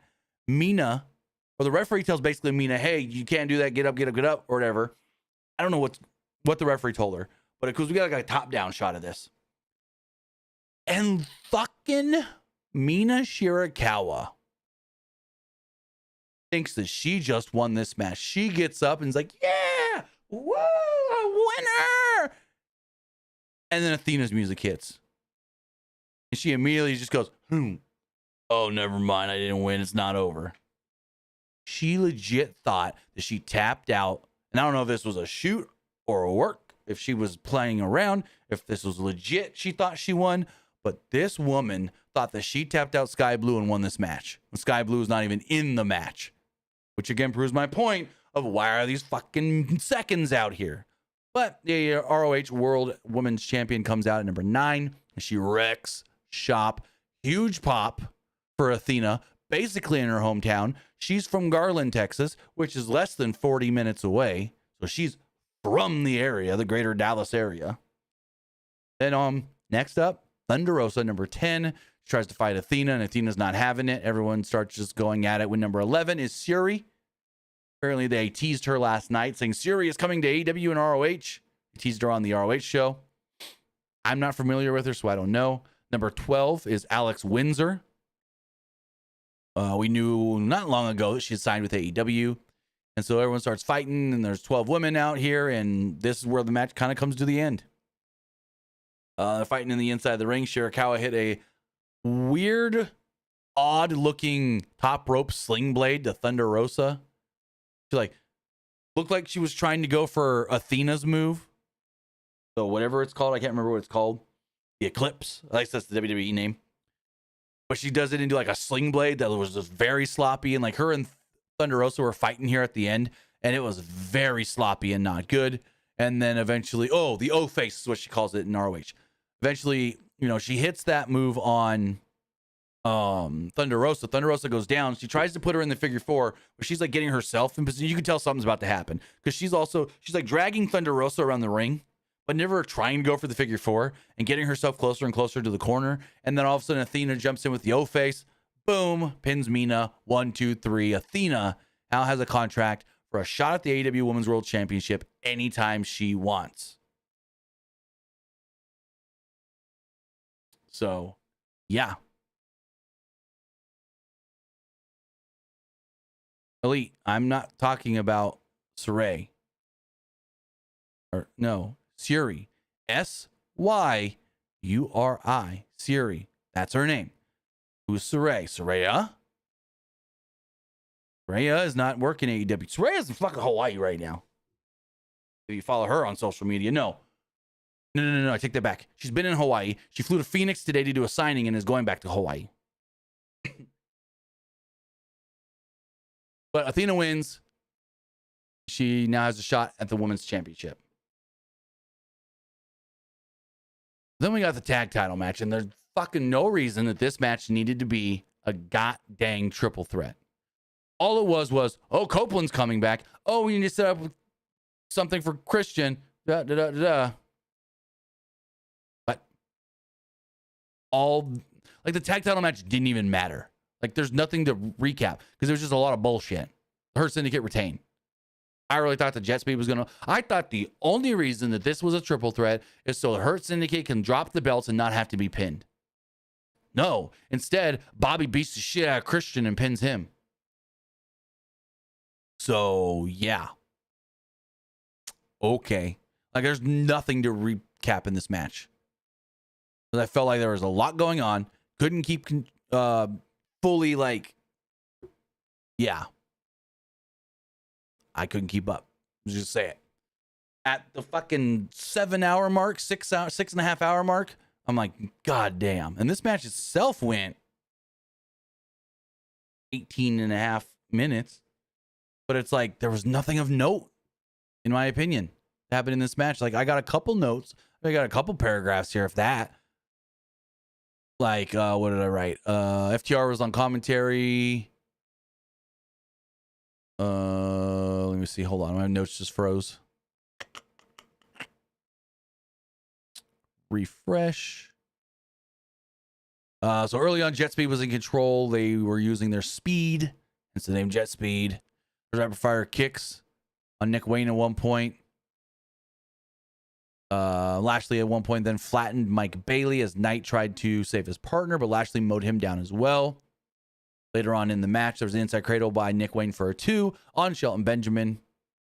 Or as Shelton Benjamin made the blind tag, blocked a Bailey Hurricane Rana out of the corner initially, but Knight sprung up and finished this with a 2 of his own. At one point, Knight crawled to the corner, but didn't realize that Lashley had disposed of Bailey, pulled him off the apron. Then Lashley made the tag and beat the crap out of him. And the match just keeps on going and going and going. That's literally right. The match kept on going. Why is it going so long? GSP then hit stereo dives. Lashley sent Cage into FTR. And then Pie faces Harwood. They get all pissed off. They seem like they're going to interfere. Cage dodged a spear, tried to kill switch. Lashley then sent Cage crashing into FTR on the apron, leading to Lashley spearing Christian and picking up the victory. So it's like, yeah, this match went way longer than it needed to. Did not need to be a triple threat. And it was the only thing that this match did was that Christian out there for the post match. So the match ends and literally her syndicate disappear. Like, they don't even fucking celebrate that I noticed. And maybe they did and I wasn't paying attention. The Hurt Syndicate disappear. Fucking Jet Speed disappear. And Nick Wayne grabs Christian and hits him with the kill switch. After a little brief talk. Because FTR jumps on the apron and they're all mad and this and that. And so, basically, Christian is now a babyface. And the patriarchy is turned on him. All of them. Fucking Nick Wayne hit him with the kill switch. Mother Wayne slapped him in the face and was laughing at him. And it looked like they were going to concerto him as well with old boy Kip Sabian helping. But then Copeland's music hits. On this day, I see clearly, not a day. I don't know all the words, whatever. On this day, I see clearly. That's all I know. You think you know me. Or no, you think you know him now. Anyways, he comes out with Spike. And everyone just disperses and runs away. I think he speared Sabian. He speared Sabian. And something happened to FTR. Maybe I don't remember exactly. I didn't get it all written down. But yeah. And so I'm like, what sense does any of this make? Like, we haven't seen Cope in forever. So the first question is, why would Cope even be... If we're trying to think... Oh, you say 7 hours late. This show went over 8 hours long from the start of the pre-show. Anyways... So it's like, if you think from the jump, from the get-go, why would Cope even be there? He's been out for how long? He's not booked for the show. Why would he fly from frickin' North Carolina to Texas to be at the show? Just to hang out? Okay, cool. Logic there, maybe, whatever. But then the question is, why would he come out to help Christian? Why would he come out to help Christian? When the last time we saw them two together, Christian was being a dickhead, a dumbass, a jerk. And they weren't friends. They weren't anything. They were enemies of sorts. So it's like, what? Why would he even help Christian? So then he grabs the mic, and instead of Christian telling him, go fuck yourself, he tells Christian, hey, go find yourself. But I really think there's two scenarios here. And it's all going to be for All Out in Toronto. It's either Cope and Christian versus Nick Wayne and Kip Sabian, or the more sensible one, the one that makes the most sense, Cope and Christian versus FTR. So, yeah. So, yep. That's what happened there. Not a great tag match, in my opinion. I never really got into it. And then a post-match that, yeah, we all kind of saw it coming, not tonight, but eventually. And I thought it was going to be Christian eventually kicking out Nick Wayne. But no, Nick and Kip and Mama turned on Christian. So Christian can go babyface and team with Cope.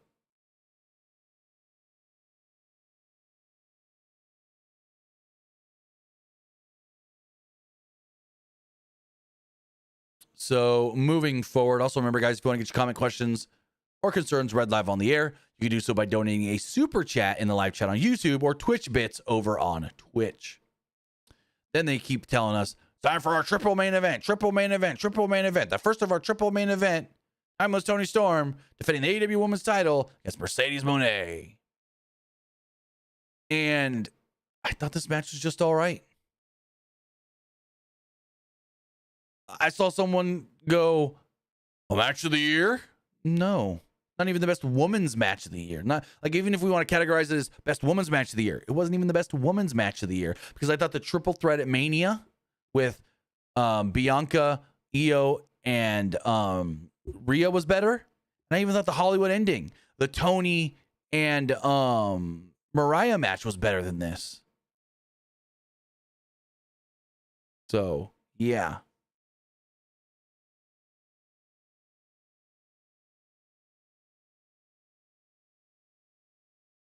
Wait, what are you talking about, Elite? As much as I would like, I wish Cena could face his previous opponent. What do you mean? You want him to face Edge? He's not facing Edge. Anybody that thinks that Cena's going to face Edge in the next 5 months is fucking stupid and retarded. Tony Khan is not going to let Adam Copeland go work a match in WWE, even if it's John Cena's retirement.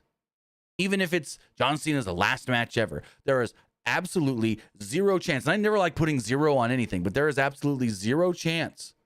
Zero. That Tony Khan would allow Adam Copeland to go work a match in WWE to be one of John Cena's last opponents. It's not going to happen at all. And if you think that, then you don't know how wrestling contracts work and how wrestling promotions do business. This isn't, oh, he's in TNA. TNA will send him over like they do Joe Hendry and Mike Santana. This isn't, oh, he's in AAA so they can use anybody they want. No. It's not even, oh, this is Noah. They work with Noah. No. Tony Khan is not going to let Adam Copeland go work a WWE match. Maybe if they need a video for, hey, thanks, John, for one final run or great career, like we've seen when they did the 20-something anniversary thing for John Cena and like Jericho and Danielson were in that video. Sure. They'll maybe allow him to do that. But they are not going to let fucking Edge go to WWE for one more match with Cena. It's not going to happen at all. Not at all. At all. Also, who's JLB? There's no JLB. John Layfield Bradshaw? That's not correct. Also, no. Cena will never work a match in AEW. Never say never, but this is one where I'll never say never. Or I'll always say never. I will always say that John Cena, I would put my life on it. John Cena will never work an AEW match. Like a legit AEW match. Like, does he do something with Warner Brothers that they tie it into AEW and then he's got to do some sort of AEW thing? Maybe. But he will never work a legit start to finish, bell to bell, ding, ding, ding match in AEW. Kevin says money talks. Not for John. Not for John. Again, I would put my goddamn life on it that John Cena never works a bell to bell, ding, ding, ding match for AEW. Ever. Ever. Even when he's done with WWE. Because he even said it. I'm never going to work another match after this run. Again, if he does something with Warner Brothers, like for Peacemaker, and they say, hey, we want to tie it in with this AEW show that's on TNT and TBS, will you go make an appearance? Or will you... Maybe. Maybe. That's a very, very big maybe. But I don't see John Cena ever working AEW just because he wants to. That's not going to happen. No, Elite. John Cena's not going to be a manager in WWE. What the fuck? You think John Cena's going to be a manager in WWE? No. John Cena's going to finish off the year and then keep being busy making movies. John Cena's literally fucking filming a movie right now in Jersey. So, yeah. Anyways, Toni Storm versus Mercedes Moné. Again, like I stated, I couldn't get into this till like the last 5 minutes. The crowd was pretty quiet. Maybe that was why as well, because I'm just not feeling it from the crowd. The crowd's not felt like they weren't feeling it. I don't know. But Mercedes gets a big entrance. She comes out in a car. She has the cheerleaders, the 6 shooters for the Texas Rangers dancing for her. She's got this big ass jacket robe thing on that's got names of everybody she's been beaten recently or whatever.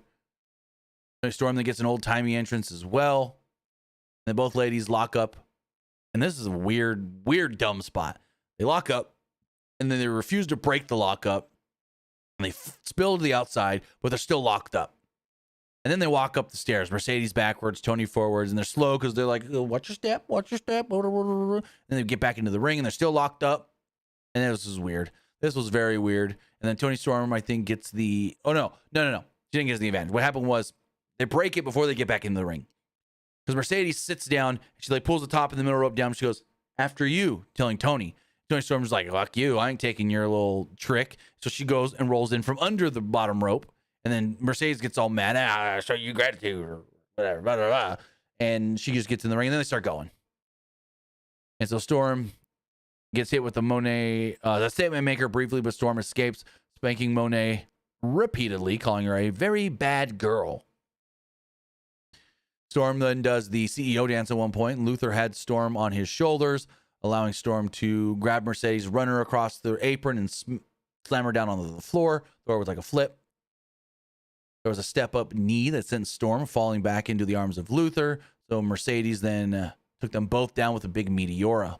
Back inside the ring, there's a sunset flip bomb out of the corner and another into the opposing corner by Monet, who slid between the legs of Storm and delivered a power bomb on the floor.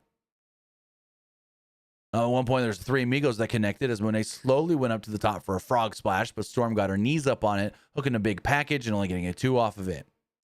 There was a high stack German suplex from Storm as it was followed with a sweet chic music and a Storm Zero for a close near fall. There's a TCM chicken wing slapped on and Monet bit her way out of it. Monet then got a close series of near falls before spiking Storm with the Monet maker for a 2, leaving Storm shocked. No, Monet shocked that Storm kicked out. Monet then pulled Storm up and kissed her. We're trying the Monet maker again. Also, Tony Storm bleeding from the nose a little bit. Storm then countered it into a Tony driver. Monet then hooked a double wrist lock, but kind of really didn't have it in, and Storm got free. At one point, they're trading moves and whatnot. Storm then rolled into 3 consecutive rolling Storm. So she does a bunch of moves and gets Mercedes down. She then grabs Mercedes and hits her with a Storm Zero pile driver, but then immediately gets up without letting go, hits her with a second Storm Zero pile driver, picks her up, third Storm Zero pile driver, goes to the pin, 1, 2, kick out. I'm like, what the fuck? Kick out? No. The crowd loses their mind here. And this is finally when the crowd starts warming up. And I'm just like, oh, what the fuck? No, they just killed Tony's move. Like 3 in a row and she kicks out. An easy 2. Not even like 2.9 or anything. It was an easy 2. And like, so, Storm wanted another sweet cheek music, but Mercedes popped up and rolled her up. She, I think, got her feet on the ropes. Couldn't quite tell from that angle, but commentary said they did. And Aubrey didn't see it, but she only got a 2 off of it.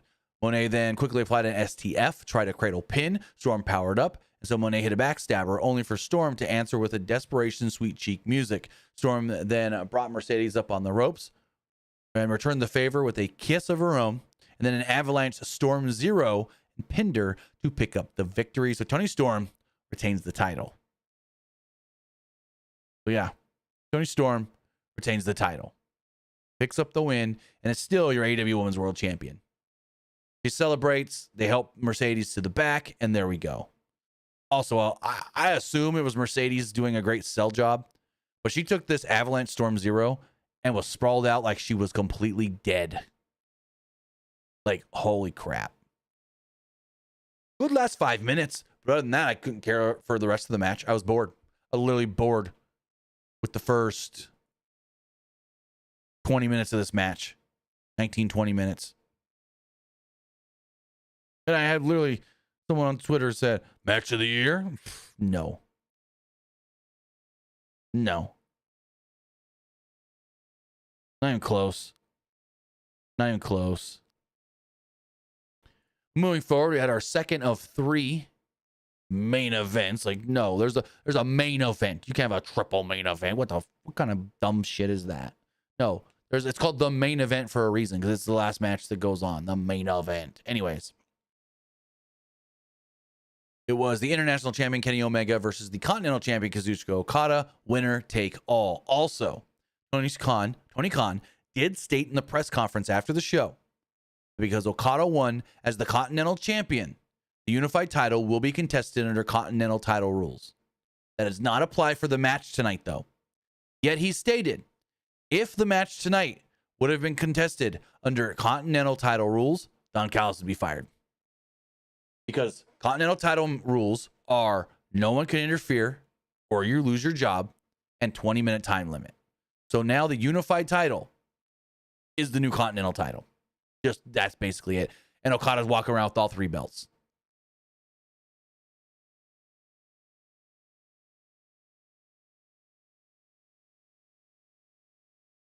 So Jim Ross does join commentary for the final 2 matches of the night.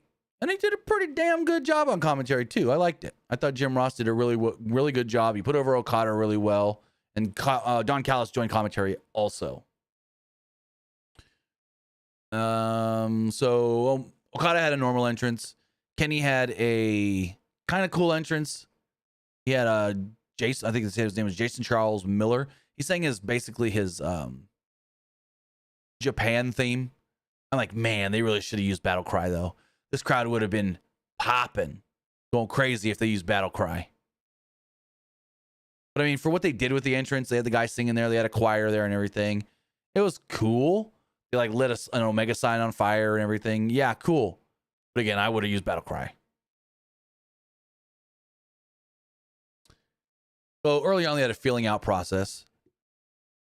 Omega teased Okada's clean break into the ropes. Okada booted him in the midsection, going after that diverticulitis. Omega answered with a Kataru Crusher and a slingshot crossbody by outside before back inside, missing a crossbody, landing on his ribs. Omega tried the You Can't Escape, but hesitated a little bit after the first portion, allowing Okada to get the knees up during the moonsault. There's a huge flapjack and senton from Okada, who hit his dropkick in the corner, leaving Omega crashing to the outside. At one point, Okada dodged a corner charge and flattened Omega with the sit-out fireman's carry. Both then traded stiff shots until Omega hit a avalanche I always butcher this. Oyo Shidoyu? The cross-leg fireman suplex. Got a 2 off of it. Okada dodged a V-trigger into a German suplex, but missed a Rainmaker. There's a fast sequence of counters and stuff here that led to Omega hitting the first Snapdragon. Okada connected on a dropkick for a reset. Omega then went for the Rainmaker, but didn't do the Rainmaker pose. He did a flip off. Omega blocked a headshot, so Okada hit a kitchen sink knee and a short arm lariat. He had a big smile on his face. Omega threw a desperation knee of his own before delivering a massive powerbomb into multiple V-triggers for near falls. There's a flying corner V-trigger that connected as Omega brought Okada to the top for a scary-looking avalanche dragon suplex, planting Okada right on his face. Omega fired off another V-trigger, teased a one-winged angel, with Okada countering into a spinning tombstone. There's a discus lariat that turned Omega inside out for a near fall. Rocky Romero would then show up on the apron as Kota Ibushi who was ready at ringside, dispatch him. I believe Trent also was out there. Callis then tried to run distraction, but failed as Omega hit a one-winged angel. Only Callis pulled the referee out, and I'm like, oh my God, this is the dumbest fucking thing. I hate these spots when somebody pulls somebody out of the ring. So now there's a way this works, and there's a way for me that this doesn't work.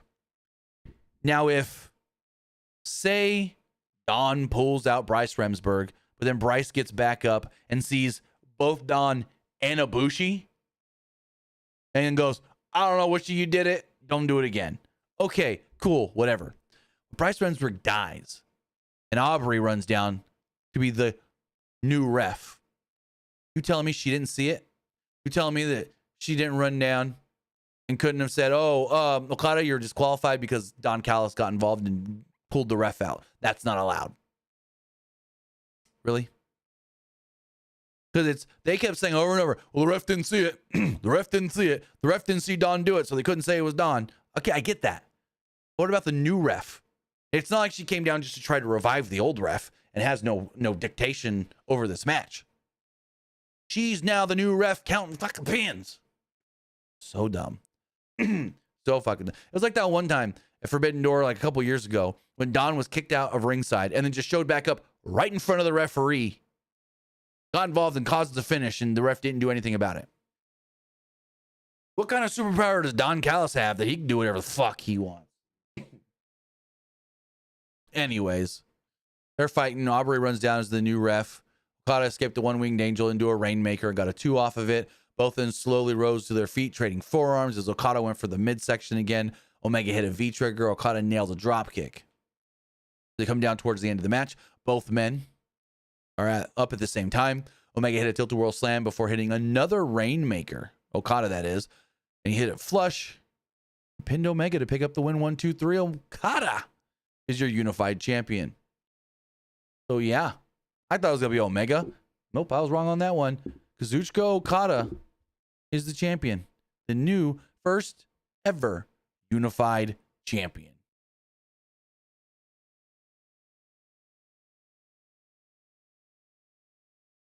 Then we got our main event. Jon Moxley versus Hangman. The AEW World Title on the line in a Texas Death Match. But before we get into that match, we got to hear from our sponsor, AECOOLY. Does the summer heat got you sweating through your shirt before noon? Maybe it's time to chill with an AECOOLY handheld fan. This pocket-sized powerhouse is your secret weapon against scorching temps. Whether catching rays listening to music or just looking to get a great tan, it brings the breeze right when you need it. With 3 speed settings, a rechargeable battery that lasts up to 10 hours, and a whisper quiet motor, the AECOOLY fan delivers cool comfort without the buzz or bulk. Toss it in your bag, clip it to your desk, or have it right by your side at all times. It's compact, stylish, and oh so convenient. So why melt when you can breeze through summer? Use our link in the description below, scan the QR code on the screen, or head over to pwunlimited.co/AECOOLY. That's AECOOLY now for coolin' in the palm of your hand. Now, as far as the Okada Omega match, that match did go 30 minutes and 30 seconds. So I forgot about that one. Just looking. Main event. This match. What the fuck? Wild, crazy. I'm going to say it right now. I wasn't the biggest fan of the match itself. Because again, I've said it a couple times. I'm not a big deathmatch guy. Like, death matches just don't really do it for me. But I will say, when this match ended, and Hangman eventually got that briefcase open and stumbled back with the title up above his head, I got fucking goosebumps. Hair standing up on my... It's like The Rock when he comes out and goes... Goosebumps. I had that. For oh boy, Hangman. And that belt. Because that belt on Hangman's shoulder has never not looked perfect. So, match was wild, crazy, insane, brutal, just yikes. But like I said earlier, I felt like it did nothing new as far as death matches go, especially death matches in AEW. I'll reiterate what I said earlier. If they would have done something different that we've never seen before in a death match, that would have been awesome. Or if they would have just done something we've never seen before in an AEW death match, if they would have been like, oh yeah, that's a spot from a Mick Foley death match, and you know, okay, cool. Well, they never done it in AEW, so we're doing it for the first time in AEW tonight. But no, I really just didn't see anything here, and maybe I missed something, but I really didn't see much or anything here that looked new death match wise in AEW.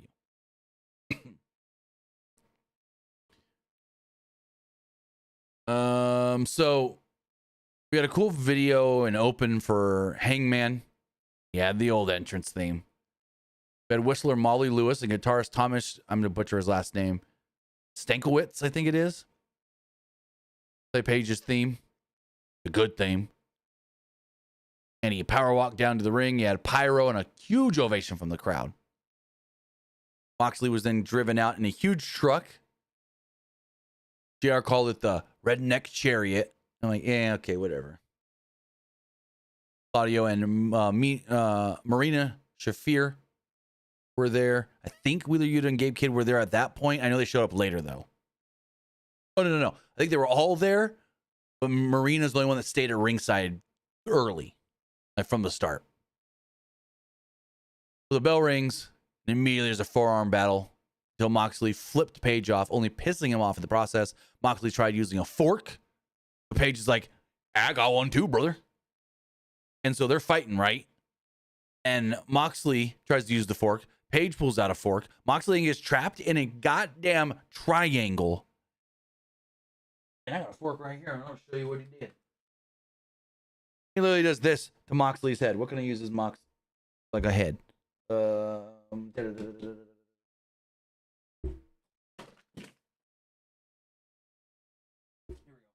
Mic cover, windscreen.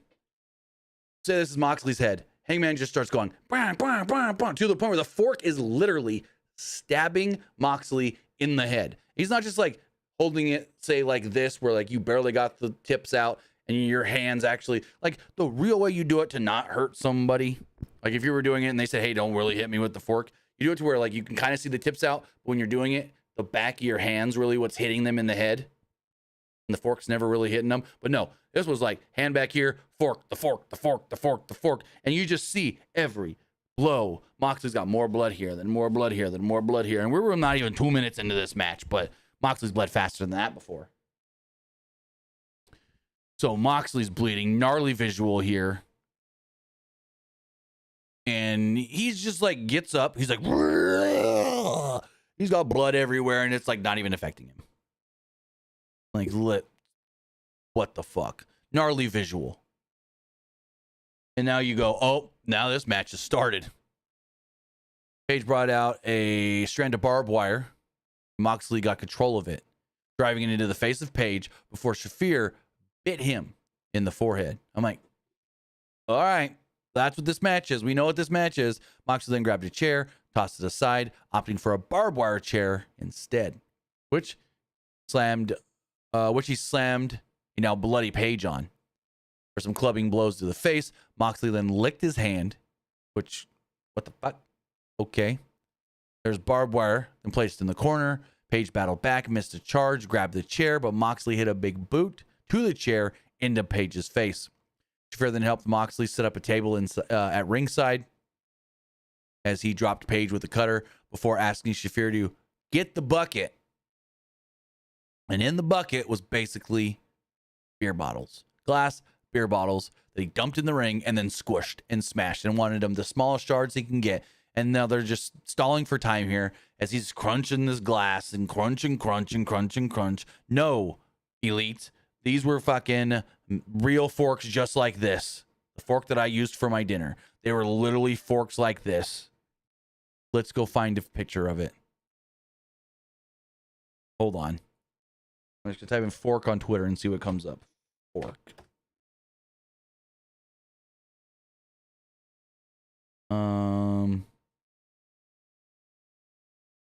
Okay, just typing in fork doesn't work. Let's type in fork hangman.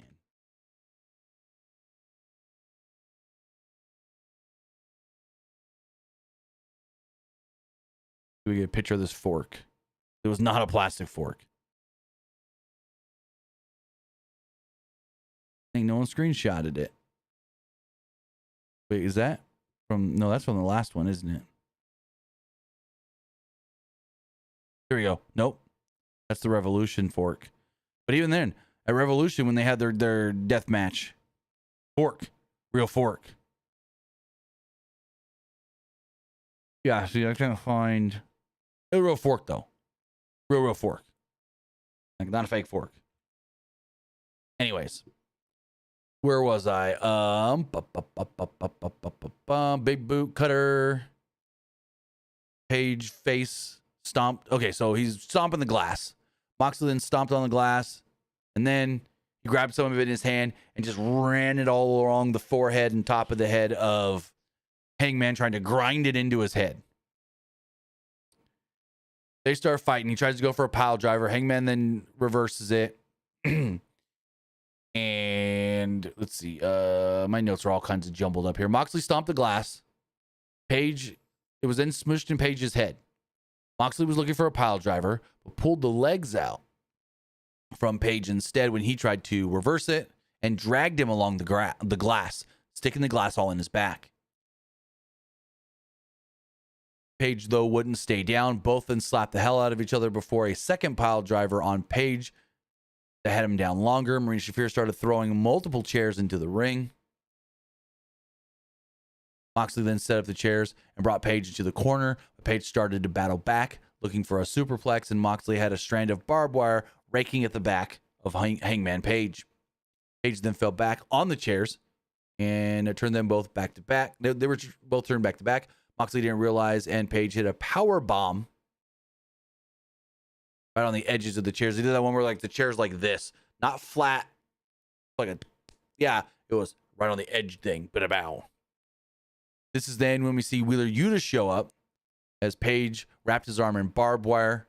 hit rolling multiple elbows until Wheeler Yuta would show up with a chair to the back of Hangman that Hangman no-sold. There's Angel's Wings on Moxley on the glass. Page skinned the cat from the skinned the cat of a buckshot lariat, but Shafir piggybacked on Page, who hit a Death Valley driver off the apron through the table, causing the crowd to explode.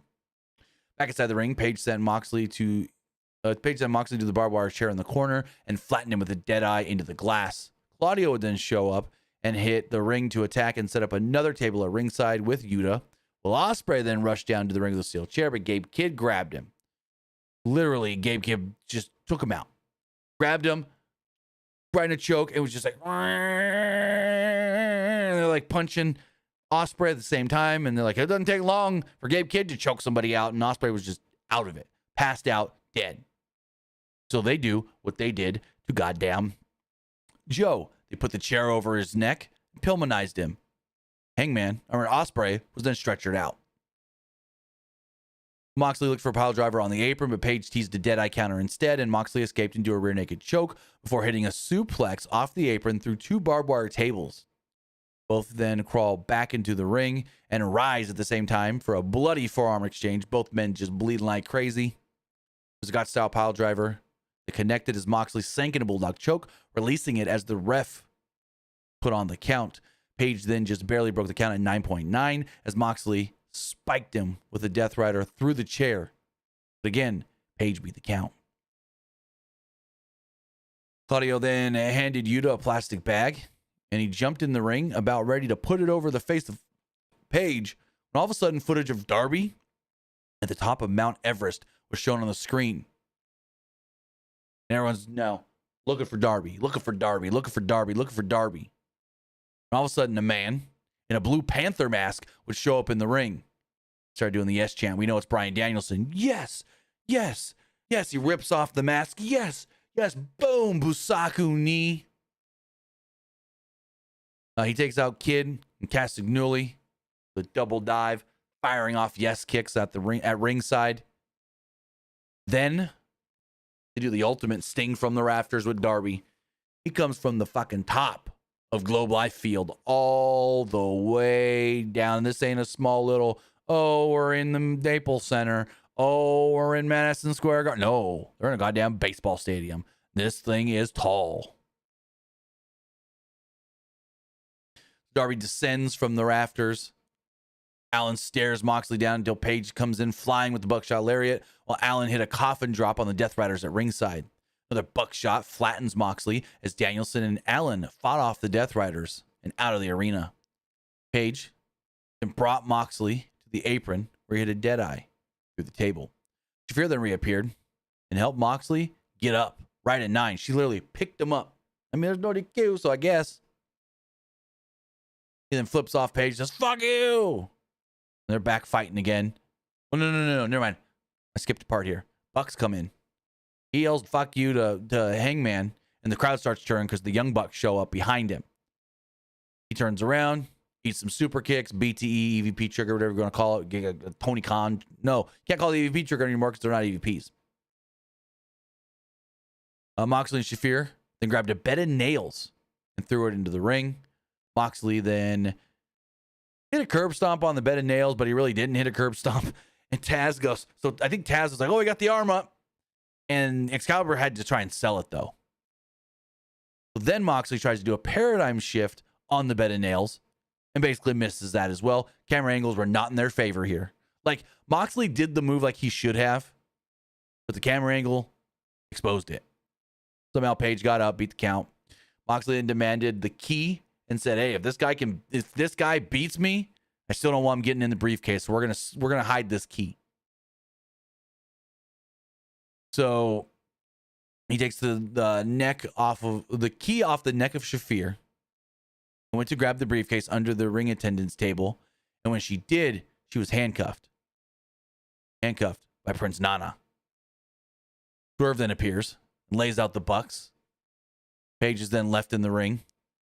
Strickland tosses a chain that was given to him by Page to Page as Moxley stumbled back in, and Page wrapped the chain around the throat of Moxley and tossed him over the top. I think this is after He'd already thrown him on the bed of nails, or before, or in the middle of. There was a spot where Moxley falls right on the bed of nails here. I didn't write it down, but Moxley just falls on the bed of nails.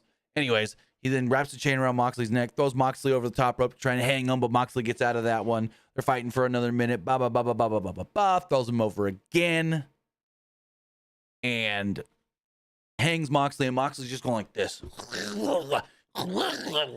And eventually taps out. Moxley's bloody as shit. Hangman is your new AEW World Champion. So there we go. Exactly what we expected when they gave it, even before they gave it death match rules. But once they gave it death match rules, I was like, oh yeah, this is exactly what we're getting. And this match did everything that I expected and nothing more, which was the letdown for me. So that was my thing. It's like, this match did everything you would expect. All the Death Riders came out. Ospreay came out. Swerve came out. Darby showed up. I even in the back of my head was like, I wouldn't be shocked if Danielson came out, but I'm not going to be waiting for it. And he did. So, yeah. It was fun-ish, but again, I'm not a deathmatch guy.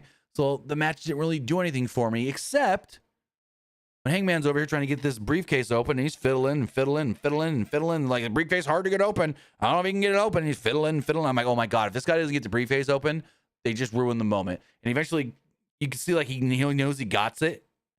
So he looks around. He's like, oh yeah. And he grabs the belt and he jumps up and he stumbles. And when he jumps up and stumbles and he's holding that belt up, I got the goosebumps. The Rock, goosebumps.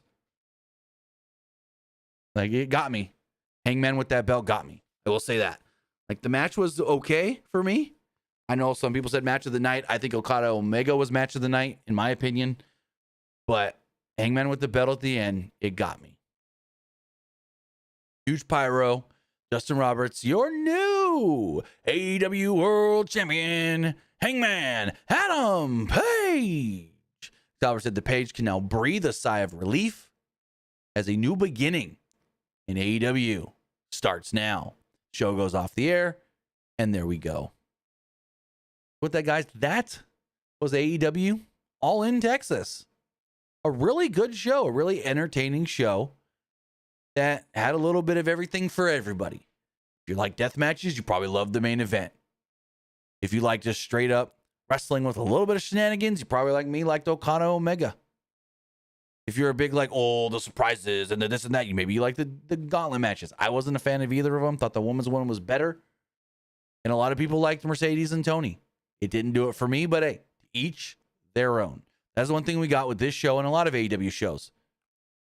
Yes, most of the time they're just matches for match's sake. But at least with this show, everything, for the most part, match-wise and why matches were happening made sense. And I got to give it up to them for that. Because a lot of times we see these pay-per-views and we get these 10 to 12 match pay-per-views where only 3 matches make sense and the rest are all just, we throw them together matches. But this one, because it was the biggest show of the year, they made sure to make things make sense as far as why these matches are happening. Now, did the goddamn tag title match need to be a triple threat? No. Is a gauntlet match a gauntlet match? No. Could those be a little more refined and what's the word I'm looking for? Structured better? Yes. But hey, it served a purpose, to each their own. With that, you know what I thought of tonight's show. Now it's time to see what you guys thought as we go and check the polls. So let's refresh all those polls right here. Also, still no new news on Adam Cole or Seth Rollins and their injuries. But let's refresh these polls really fast. So as far as the Threads poll does go, 88% liked the show. 13% thought it was just all right. Nobody disliked it. Looking at the X poll, 75% liked the show. 19% thought it was just all right. And 5% didn't like it. Looking at the YouTube community poll, 78% liked the show. 13% thought it was just all right. And 9% didn't like it. He says, I'm waiting for John Cena announcement. I'm not making no John Cena. Who's making a John Cena announcement? I got someone that might have given me some news on John Cena and his farewell tour opponent, or one of his farewell tour opponents, but nothing that I'm confident in putting out there, if that's what you're thinking. As far as the live poll does go, 81% liked the show, 14% thought it was just all right, and 5% didn't like it. Finally, as far as Twitch, 67% liked the show, 33% thought it was just all right. Again, Palpatine, I don't have an announcement. I ain't making no announcement, and I'm not breaking no news. Because again, you don't break news with one source. You wait for a second source, and I haven't got anything back from a second. With that, Palpatine being stupid again, we're going to end this live stream. I want to say thank you for joining me here, twitch.tv/PWU Unlimited. Again, Palpatine, why would I go on that big rant about it can't be Edge for you to say, is it Edge? How about I say, are you dumb? With that, I want to say thank you for joining me here, twitch.tv/PWU Unlimited, youtube.com/Pro Wrestling Unlimited, and podcast services all around the globe like Stitcher, Spotify, Google Pod, Apple Pod, Anchor, iHeartRadio, and so much more. With that, we'll be back live tomorrow following WWE Evolution. I think that should be a pretty fun show. Looking at the card, like a lot of matches just could be okay. I think the two standout matches for me, at least, JC Jane and Jordan Grace should be pretty good. And I think Rhea and Io as the official main event should kill it. So with that, have a great night. We'll see you back here tomorrow for Evolution. Have a good one, guys.